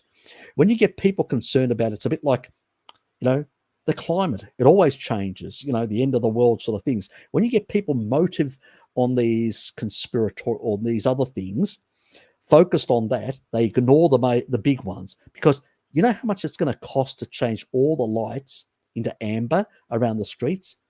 Billions and billions of dollars. No council, no government wants to do it. So it's easier just to allow some of this misinformation to pander along, because it just gives people other things to run down and flag wave about and get angry about. And I always say, well, you got to have the evidence, and the evidence isn't there when the experiments have been done. And if people want to see that video, I will find a link to it, and I'll put it somewhere so people can go directly to that video on Odyssey, which is the Bart K Odyssey channel, and they can actually look at that. And there was a guy there that was actually making these claims, and he had no evidence, and he looked like a fool for the whole video. And I was there presenting the evidence, and he just looked like a fool, and he had nothing to rebuff me. And in the end, he went back to his channel and made a whole lot of accusations when he was right there to argue with me and had nothing to present to argue. So he didn't even get into the actual, you could say, into any debate with me. He was very careful what he said, because he didn't want to be, let's say, fisted by yours truly. Anyway, let's move on. I hated kidneys as a kid, as we ate it often in stew. You didn't do it right, or your mum didn't do it right, or your dad didn't do it right, or whoever cooked for you. Harry has caught up. Shocking of that. If anyone has a question, then now's the time to ask.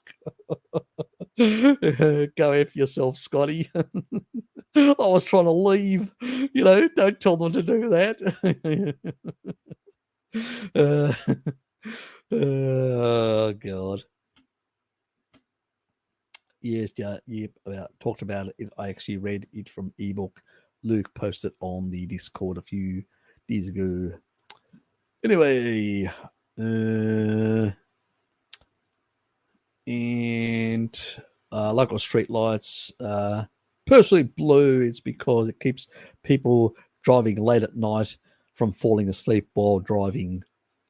Yes, but it does actually cause circadian issues as well. So for those other people that are being exposed.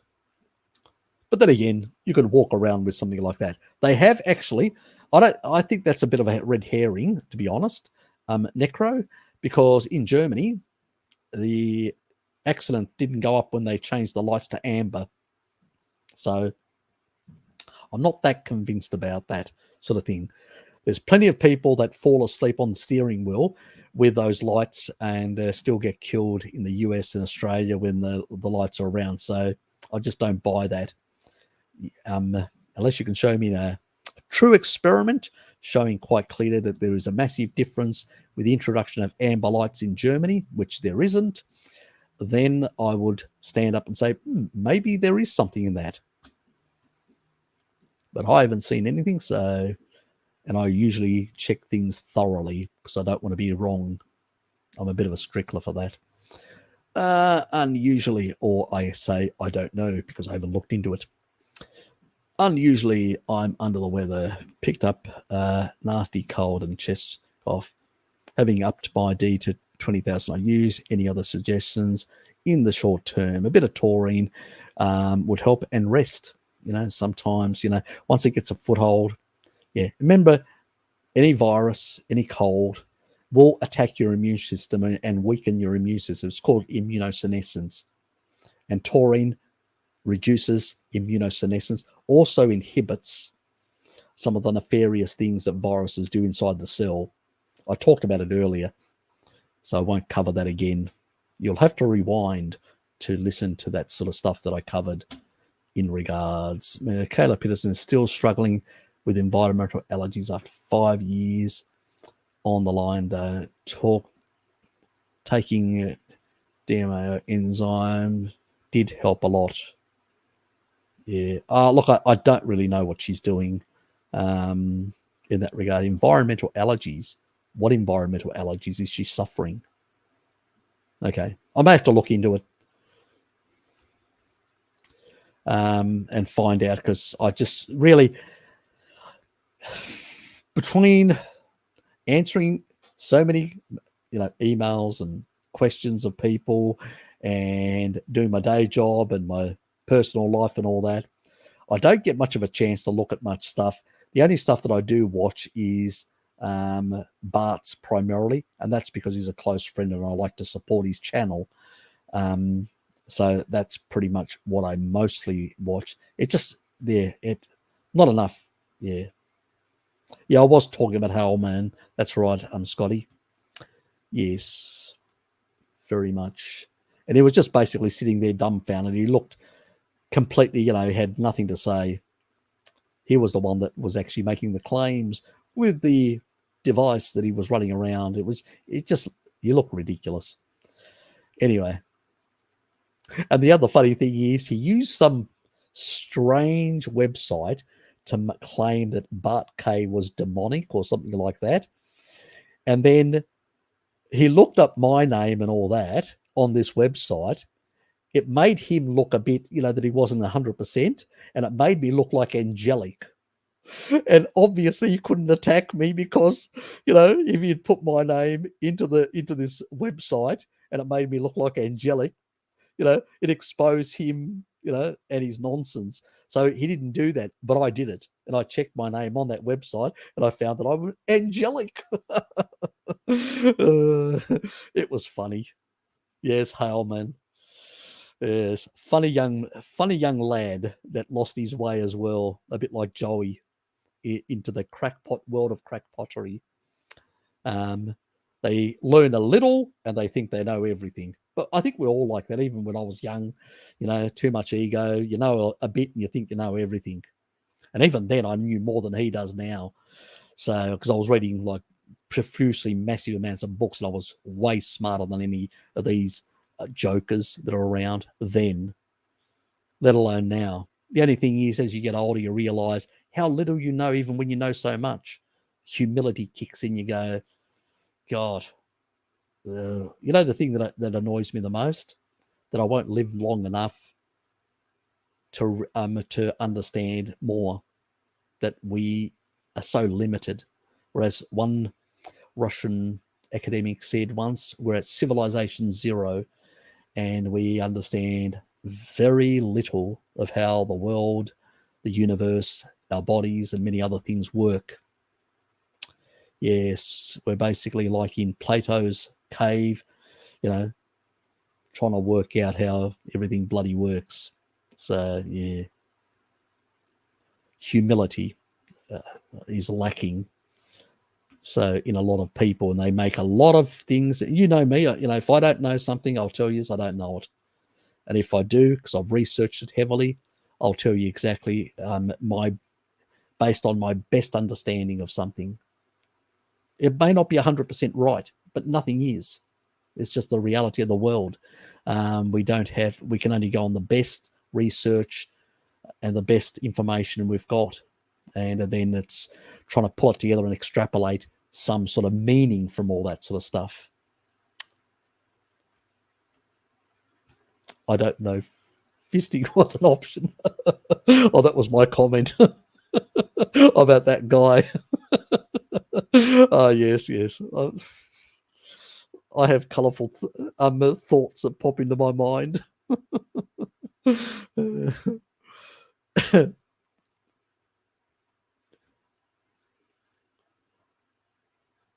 Yeah, I know people who live next to 100 kilowatt radio TV towers, no health problems from that. Yeah, look, I know people as well that actually live right under high power, transmission lines, big, massive transmission lines.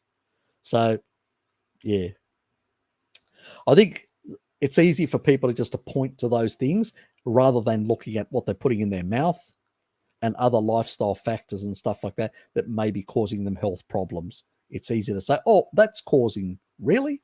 How about other people, And nowadays, more people can do that because more people are really on very deranged diets, is one way of putting it, really harmful diets and lifestyles. And so it's easy to point at something else because nobody wants to take responsibility for the stuff that they shove down their throat every day, the garbage. Yeah, anyway, what was that fool's name? Yes, the Hellman guy. That was funny. I was expecting him to fire up, but he didn't. I'm going, oh, this is boring. So I just went through all the sides and put all the arguments and all that, and that's why Bart agrees with me on this issue completely, and he's stated it quite clearly. I made the case for it. He's looked into it as well. I sent him some information. He looked into that research and goes, yeah, the sun's producing hell of a lot worse. There's not even any elevation of any of these sort of things that these people are claiming. Inflammation, heat shock proteins, no activation, zero. Without activation of heat shock proteins, you can't have oxidative stress. So these people claim these things, but experiments show the complete opposite. So, yeah.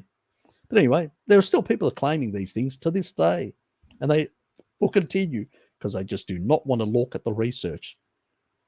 And this wasn't even research done in America or Europe. It was actually done in Japan, without any fund, the sort of funding you get. And it was actually done really high quality in these devices that they actually had with cameras and control and everything. So, I mean, you can't get any better than that in that regard. People can replicate the same experiment and they'll come up with the same results. They have come in some other countries where they've done similar stuff. So, yeah, I've never bought that thing. I've always seen it from a circadian rhythm, a circadian thing. And even that is, yes, it's here, but it's not like massive. Diet is the big one. You fix the diet, most things, and you keep the blue light down to some extent in the evening and improve and less screen time, which is what I'm doing currently for you guys. And you end up getting better sleep, better reparative and recuperative sleep.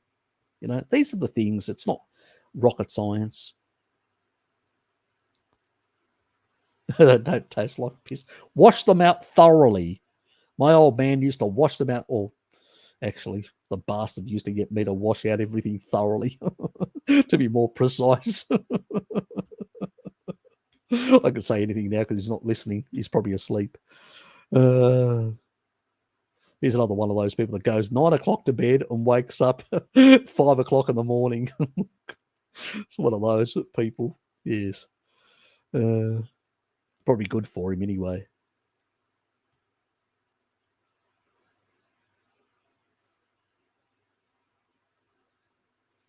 It's an N of 1. Yeah, exactly.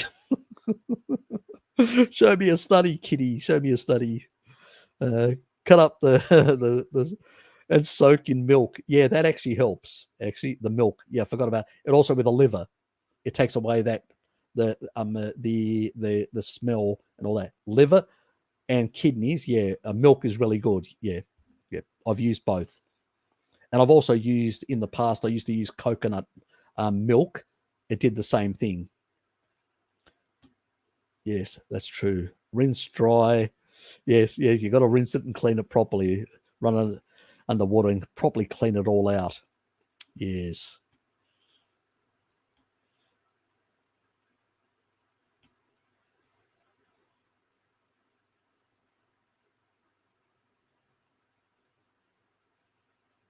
Yeah, look, exactly. Yeah. And look at them. Some of these people, we're talking about the ABC now, and we know how woke they are. And it's probably most of their people are probably more plant-based than on the commercial radio stations, and probably eating inappropriate foods are more likely to have these issues on their low-fat diets, because they're probably following a low-fat diet, far more religious than the people in the private stations. They're still exposed to the same transmission towers and all that. One group gets it, the ABC, the public broadcaster, with woke people, because even back then a lot of them vegetarians and so they ate more plant foods. So yeah, say no more. So I'm not surprised. That's why the cluster. Maybe they should have checked the diet rather than their transmission towers.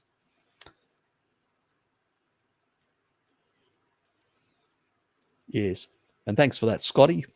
Very good point. I forgot about that. I remember listening to that and I thought, what a load of nonsense. And then I recognize it must be something else. Either they're being exposed to some chemicals or it's their diet. And yeah, more than likely. So, yep, that's the guy. Yes, oh, that's the guy.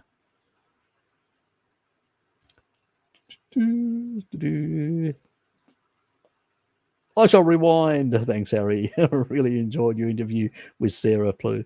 Have commented and directed people to have your live stream to your live stream. Thank you. Thanks, Nick. Appreciate it. Any thoughts, Harry, on topical castor oil packs for helping with the liver? Look, I've heard a lot.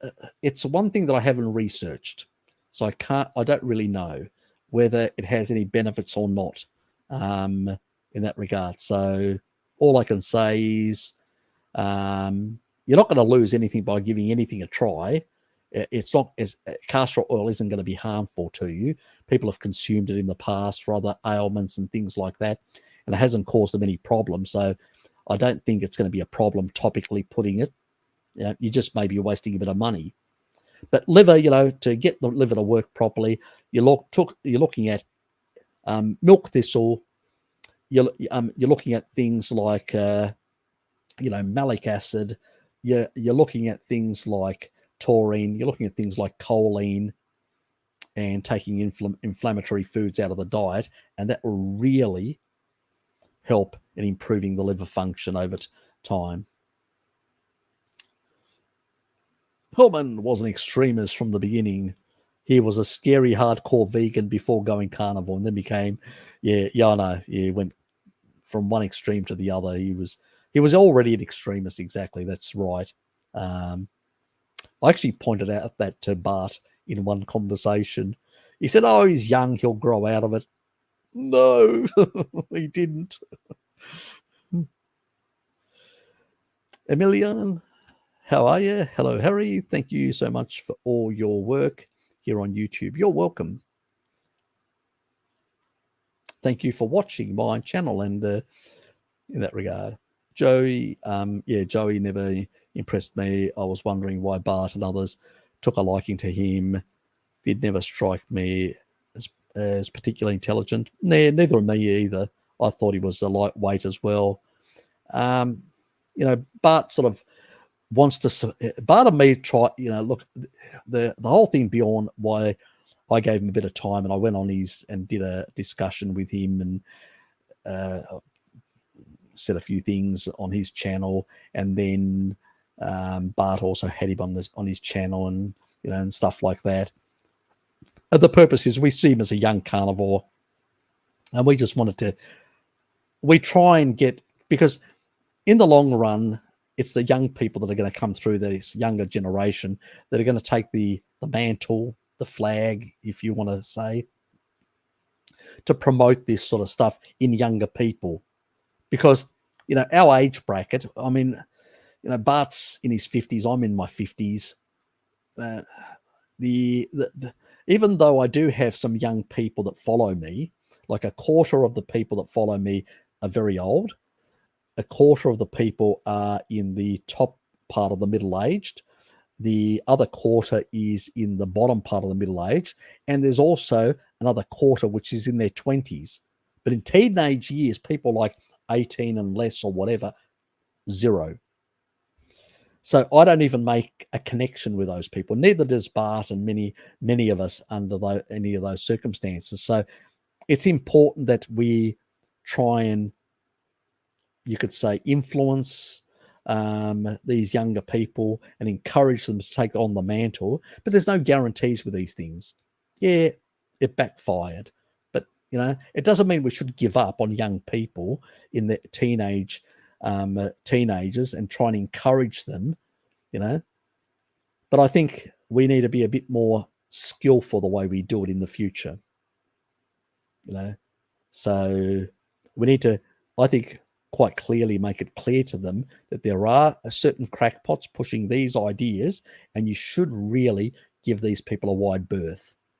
And these are the reasons, and explain to them so they understand the reasons why they should avoid these people. Because there's a lot of people out there peddling all sorts of nonsense. That Varys guy's, he's a nasty piece of work. lot of nonsense and all this sort of, he's got a whole lot of ideas about a whole lot of shit. It's just nonsensical. I actually argued, I put a comment on one of the things that he was talking about, the pyramids, and I said, well, why don't you go down to Sudan, in southern Sudan and northern Sudan and those sort of areas, and look at the original pyramids, which they were smaller, and over time they actually made bigger and bigger pyramids. And at one point they even made a few that they abandoned because they got the design wrong and it stuffed up, and they had to abandon it because it started crumbling. They didn't make it properly. And over time they just became better at it, like anything you do. You don't need, over time you can get accumulative knowledge, and then you can lose that knowledge and things can drop off. Civilizations have gone up and down all the time. But our minds are as capable as our minds were back then. There's no difference in the minds. Human brains are the same.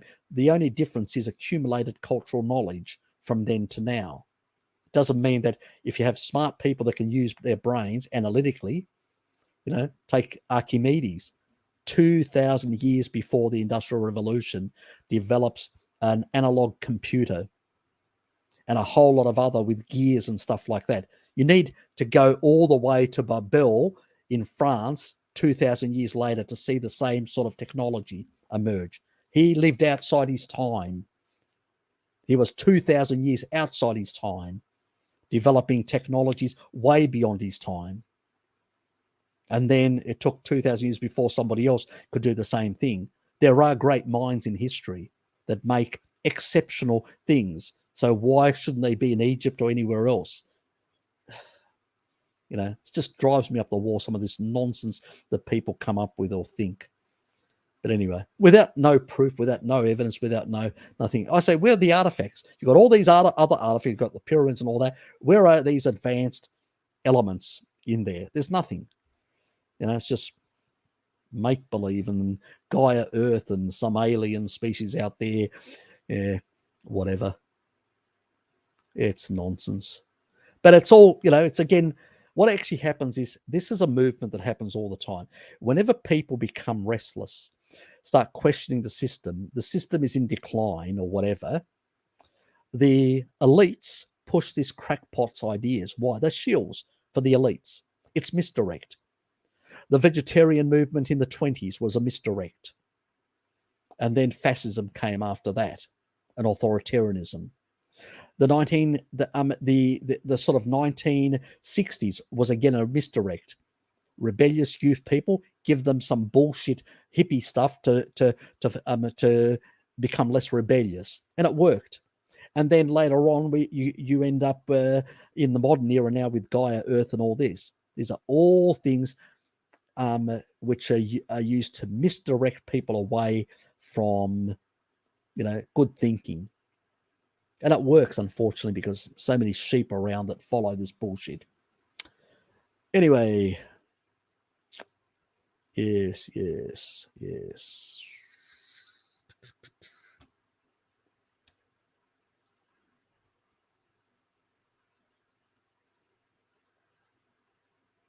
Thank you. Thank you for including me in that company of people.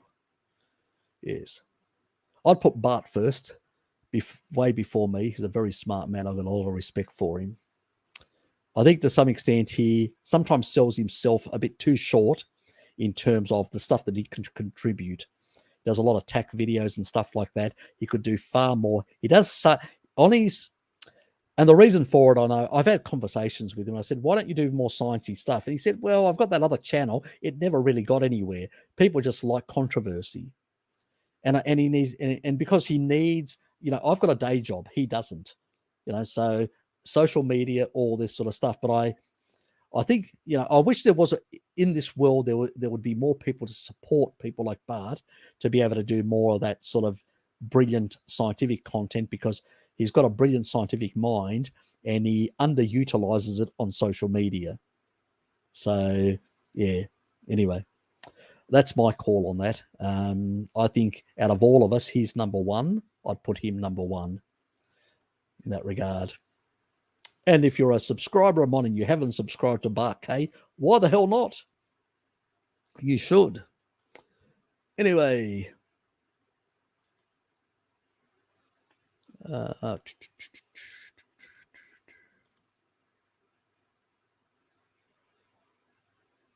Thanks, Nick. Yeah, like Paul Saladino, no sense of critical thinking, just good memory. Yeah, that's true. He does have a good memory. That's true. I'll give him that. He can recall things quite well, like myself. But you know, you have to go beyond the good memory. The critical thinking is lacking, unfortunately. Yes. Yeah, I had hopes for Paul as well, but yeah, God, I don't know what happened there.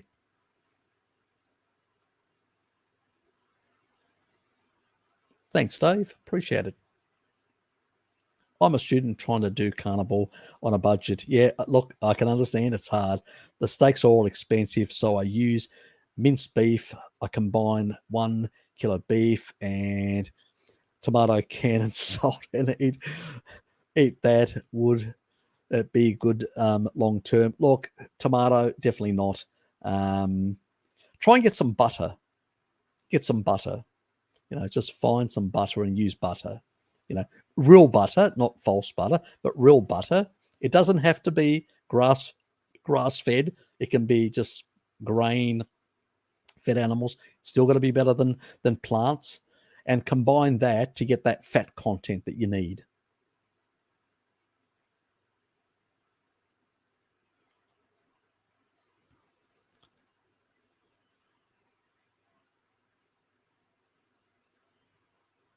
Yeah, that's true as well.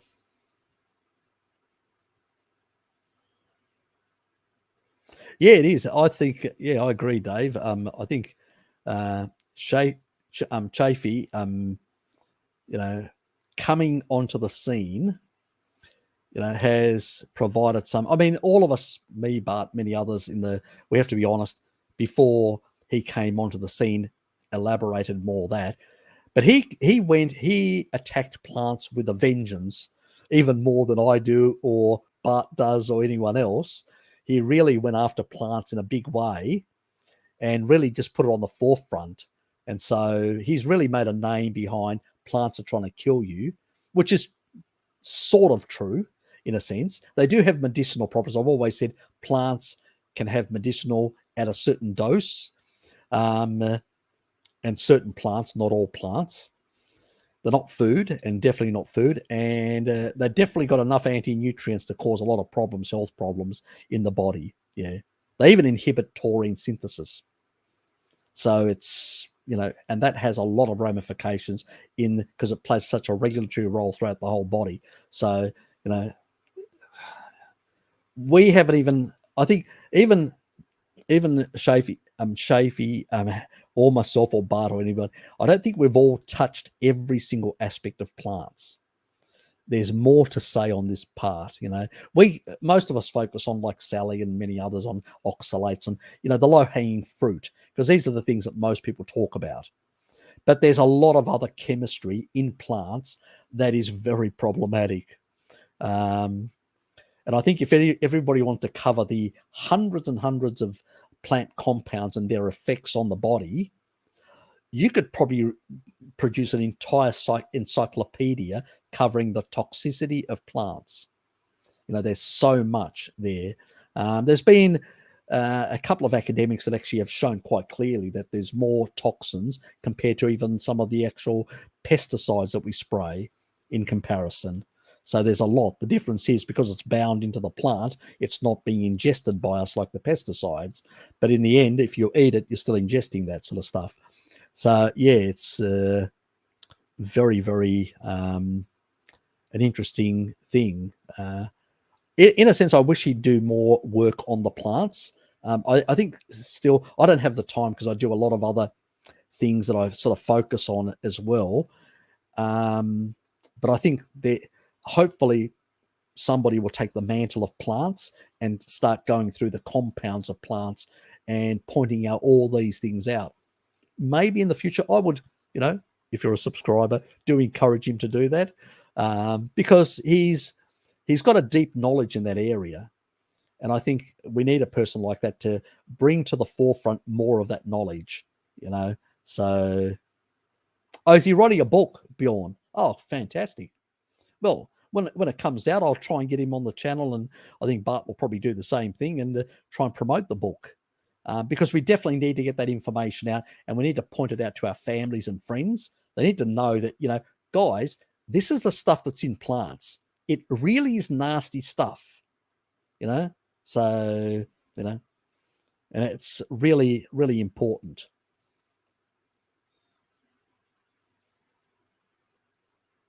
I like your humour, Nathan.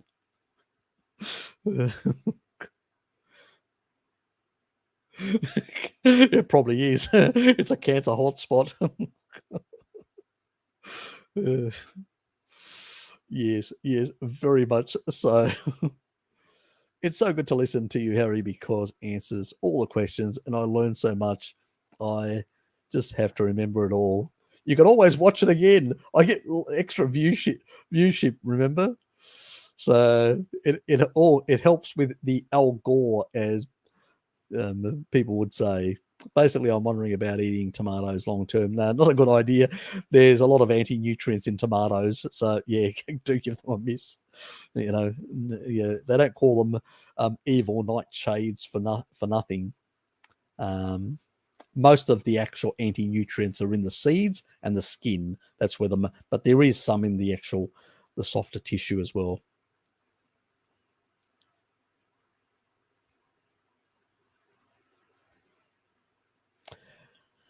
Look, different animals behave differently and all that. There's probably compounds in anything that has, as I said, plants are more medicinal in that regard. I haven't looked at such research. I'm unaware of it, but like anything, there could be something out there, some compound in any food that may affect specific types of cancers. Not all, but specifics. But you'd have to look at also the intervention, the study. I always look at the study. What else did they do? Was it the tomato, or was it something else that they also did? And this is the problem. You've got to look at the details, how the study was constructed. It's like the recent erythritol that I covered. Mostly people diabetics and all that. And I've talked about this in the past, how the body endogenously produces erythritol. But at the same time, if you eat it exogenously, 90% doesn't even get absorbed, goes into the bowl in the feces, only 10%. So these people were pre-diabetic and diabetic. Why was their erythritol high? It's a metabolite, a breakdown product to the body where there's a rate limiting ability to store and export sugar, and then excess too much, sometimes the body turns it into erythritol so it can piss it out. It's a metabolite. So it's associated. But I'd say they're underlying pre-diabetics and diabetic state and all that. I think that had more to do that it's associated with their illnesses than basically erythritol. It's just like shark attacks and ice cream sales in Miami Beach, associated. Healthy people, why don't you have a control with healthy people consuming erythritol and see whether we get the same effect? You don't. So it's nonsense in that regard. Not that alcohol sugars are good for the microbiome. They can have issues. So I don't recommend them or over-consuming them. But it's, aspartame is probably a problem because it raises insulin too much and causes some derangements of the gut microbiome. So it's not a good, I think, the stuff like what is called zero Coke, it actually raises insulin more than actually the sugar stuff. So, all these things are problematic. Small amounts, but something which is a metabolite that can be excreted very easily, I have less problems with, and that's why I say I've got less problems with erythritol. But I don't encourage people to consume it. It's still not species appropriate, but it's definitely not what these people are claiming, and through associated data. I mean, really? Yes. Joey has a new Italian sidekick now. One hilarious Muppet. Bart's response to him is premiering tomorrow. It says, "Shit like parasites. Clean up your dead cells." Wonderful. Oh, there's always one born in every family. What do they say? One born every day. I am back, suffering from extreme fatigue. People see me and think I'm lying about it, having CF in me. If they had a clue. You've had major surgery, Jonathan. You've had major surgery. You've got to take it easy, mate. Yes, yes. Plenty of claims about tomatoes being anti-cancer without any real isolating extract mechanism. Generally, the tomatoes we see all plants are cooked for a long time. Yeah, yeah. I haven't seen anything mechanistically either. They're associated stuff, and that's what it mostly is. It's just associated data. So, obviously, somebody on a low Randall cycle activation diet is going to have less of these issues compared to somebody, because it's like a fasting mimicking diet if you do a vegan diet. And so, but it will cause deficiencies and it can't be sustained long term. But it is like a fasting mimicking diet. It disengages the Randall cycle if you do the pure low fat form. And it also, it also as a consequence has some anti-cancer effects. So is it the diet or is it the tomatoes? These associated studies are just, and it's in comparison to a very sick population. See, these people still get cancer, but they get it at lower rates. And that little difference, they say, oh, it must be these things. Really? It just sounds like a whole lot of claptrap, nothing else. And you're right, Scotty. Yeah, some people can get really bad reactions to nightshades. That is true.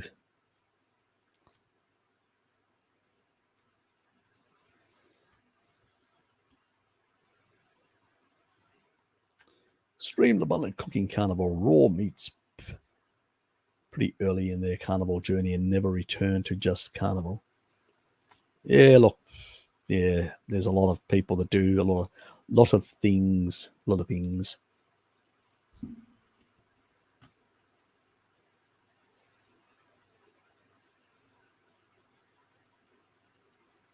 Yeah, look, yeah, I know. Yes, little smart asses, unfortunately, that's true. Very much. So,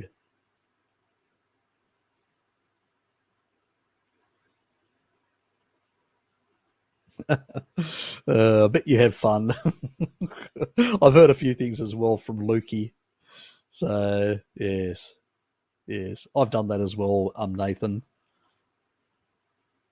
and many others as well. And I am a bit disappointed that I actually put him in my featured channels a bit too early. Anyway, I had high hopes like Bart, but yes.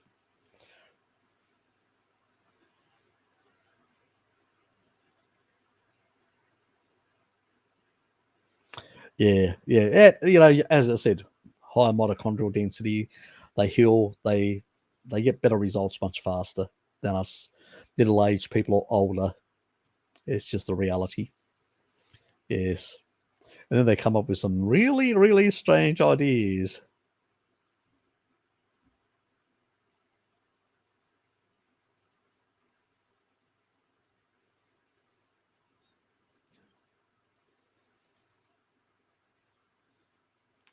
Trying a source of blue light blocking glasses, Harry. Any ideas?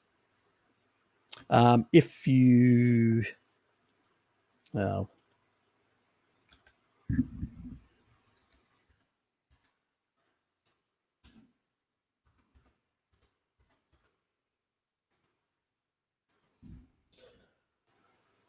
Mm-hmm. Oops.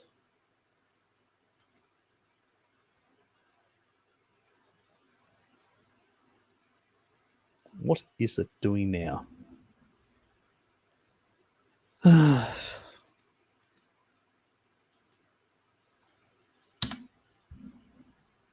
Friggin' hell.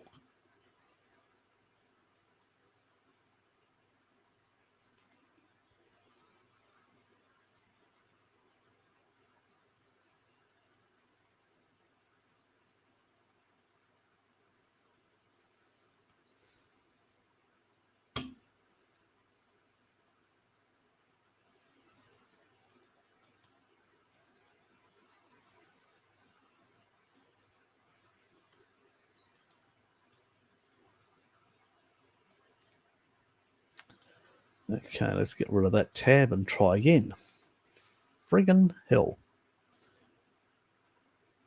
Okay, that worked. Don't know why it actually just... I ended up getting just an hourglass. Just bizarre. Anyway.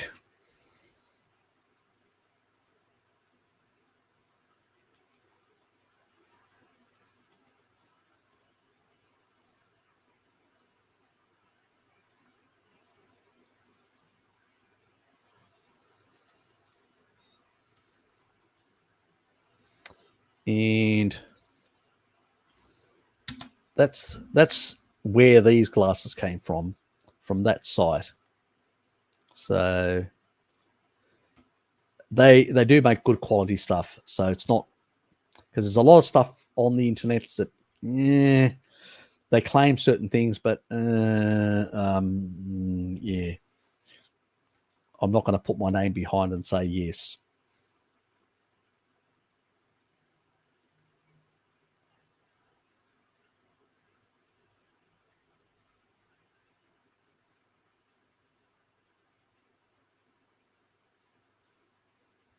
Oh yeah, what I said about earlier. Yeah, he sometimes, yeah, he could actually put a far, he could put a bit more content in that science one that he actually has. He's really neglected that site, and I'd love to promote that because he's got a wealth of knowledge that he just Anyway, all we can do is just keep on nagging him, like he nagged me to start a channel. I just need to start nagging him about doing some more sciencey stuff. That'll work. Or he'll tell me to fuck off. That's okay. I'll just tell him to go and you know what I mean, do a thing to a sheep, shag. So I'll just tell him something like that if he annoys me. I'll have to do a bit of another Zoom chat with him and have a bit of a chat and see if I can convince him.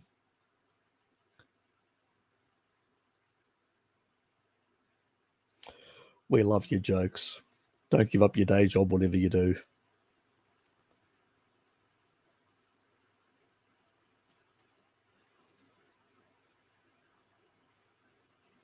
Yes, there is a Harry Serpanos clip channel as well. That is true. And you will find that in the featured channels on the main page of this channel. So if you go down to the bottom, you'll find and you'll be able to click and subscribe to it, because it's still not 1,000 people have not subscribed to it. So let's get it over 1,000 people.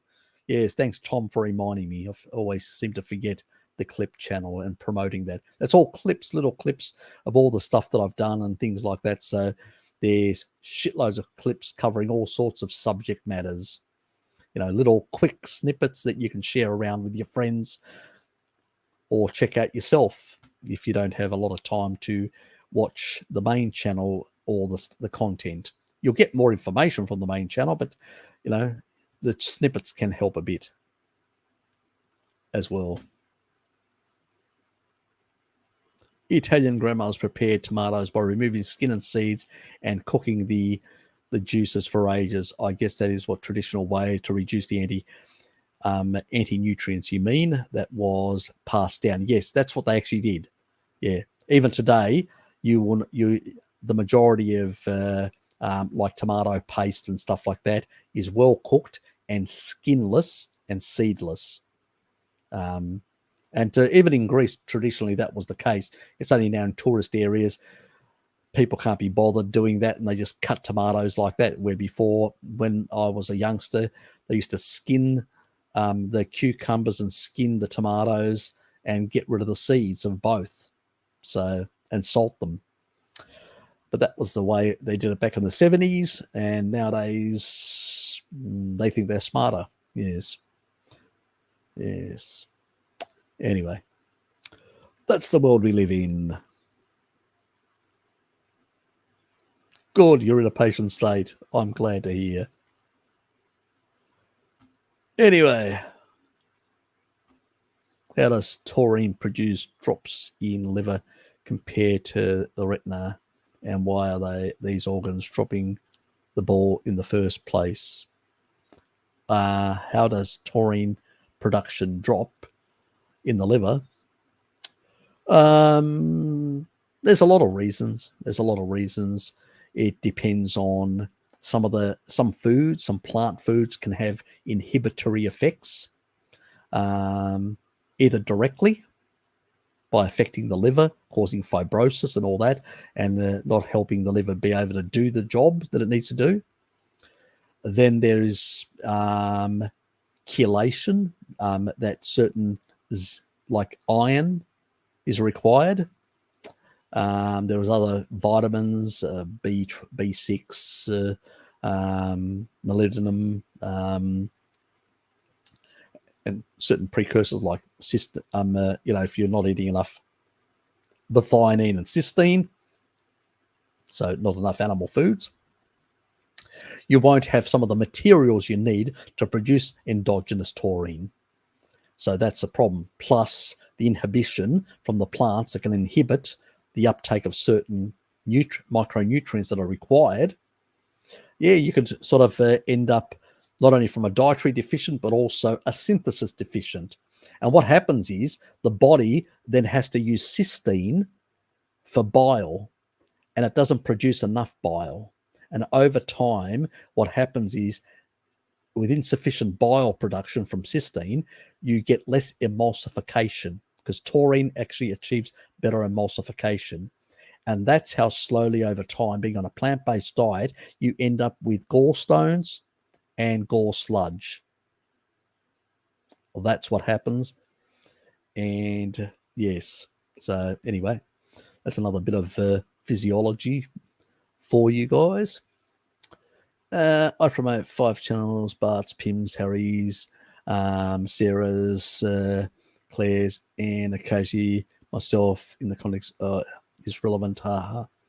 Yep, I know you do. Thank you, and I appreciate it. And I pretty much do for most of these. If you go and see my featured channels, all the ones that I do promote as well. So it's quite a few of them, plus Lukey's and plus Jared's and a few others, and there that I've actually put, and all of Bart's, because he's got plenty of them. You may not know he's got quite a few channels. I just wish he'd do more content on them. So especially the sciencey one, he's promised. So yeah, we need to harass him, Jonathan. We need to harass him. He harassed me for a long time to start up my channel. I need to harass him back to do some more sciencey stuff, because he's promised us and he hasn't delivered. He does all these attack videos on his main channel for clickbait. God, he's like one of those Instagram chicks, but a professor chick. I should say that. I should actually say that to him next time. I said, yeah, that's what happens when you allow Ted to, to work on your knobs and redirect you into clickbait stuff. We do enjoy the fun and the frivolities, but I wish he did a bit more of the other stuff. I know he complains and he moans and he goes, not many people watch those. Yeah, I know, but they're still interesting to the rest of us. Anyway, YouTube keeps recommending Joey. Yeah, it does to me as well. And a whole lot of other channels, even vegan channels, recommends to me. And I'm going, oh, really? So, yes, yeah, it is sad. It's like they're trying to say, please look here. These, what you're missing. Yeah, crap. You're welcome, mate. Many thanks, and see you next time. You too, mate. Take care. I'm going to rack off, guys. It is now 10 o'clock. We're nearly 4 hours into this live, and so I'm going to pull the plug. I've had fun with you guys, and I will see you lovely people in a fortnight's time, and in the next 2 weeks before the next live stream, I'll try and get a few things done as well. I'm going to do a couple of videos tomorrow, so I've taken a flex day because I have really, I've been under the gun with a lot of other things, and so I decided, well, I've got the flex day. I get another flex day next Monday, so I can use that as a long, sort of a long weekend just to chill out. But today, and tomorrow, I might as well use it to do some interesting videos and stuff like that. And also get on back doing my research on the detoxification pathways and some of that literature. There's some thick books like that from industry about a whole lot of industrial problems with heavy metals and all sorts of things. So it's quite enjoyable, the information. And so hopefully within probably about 2 months from now, I'll have enough together to really start a series on, like a whole lot of different protocols for a whole lot of detoxification issue and things that really work, not just all this sort of, nonsense that a lot of people come up with. It's really how to enhance the body to do the job, because the body does most of the detoxing anyway. It's just really getting the body to work better that most people don't do. They think that a pill will change everything. See ya, Tom, Scotty, and yeah, just drop me an email. And yes, likewise, thank you, Anika. Anouk, you too, thanks, mate. Lukey got up out of bed. You just got out of bed, didn't you? I know you definitely did get out of bed because you went late to bed last night, as you know, because we got talking right after the live stream. So yeah, thanks for turning up. Take care. Have a good day today. Ah, Krista. Yeah, ευχαριστώ. Επίσης.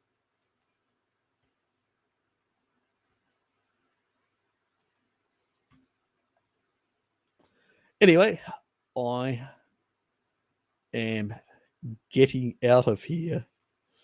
I'll just quickly put these on. It's 8 a.m. now, so he's 8 in the morning. Yep.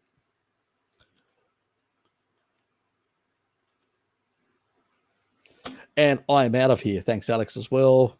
Thanks, Richard. And thanks, TT Terry and Nathan and Breakfast Fast Buddy 5 and Tom, Scotty, Anika, Anouk, Nathan, Jonathan, Dave, Justice, and George, and a whole lot of others that have been here that support my channel on a regular basis. Thank you very much. I appreciate your support.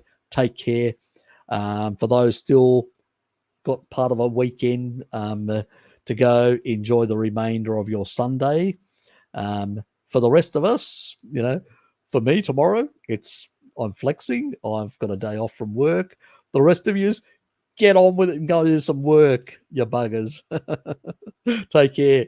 See yous. Good night and good day to all of yous. Bye. And thanks for your support.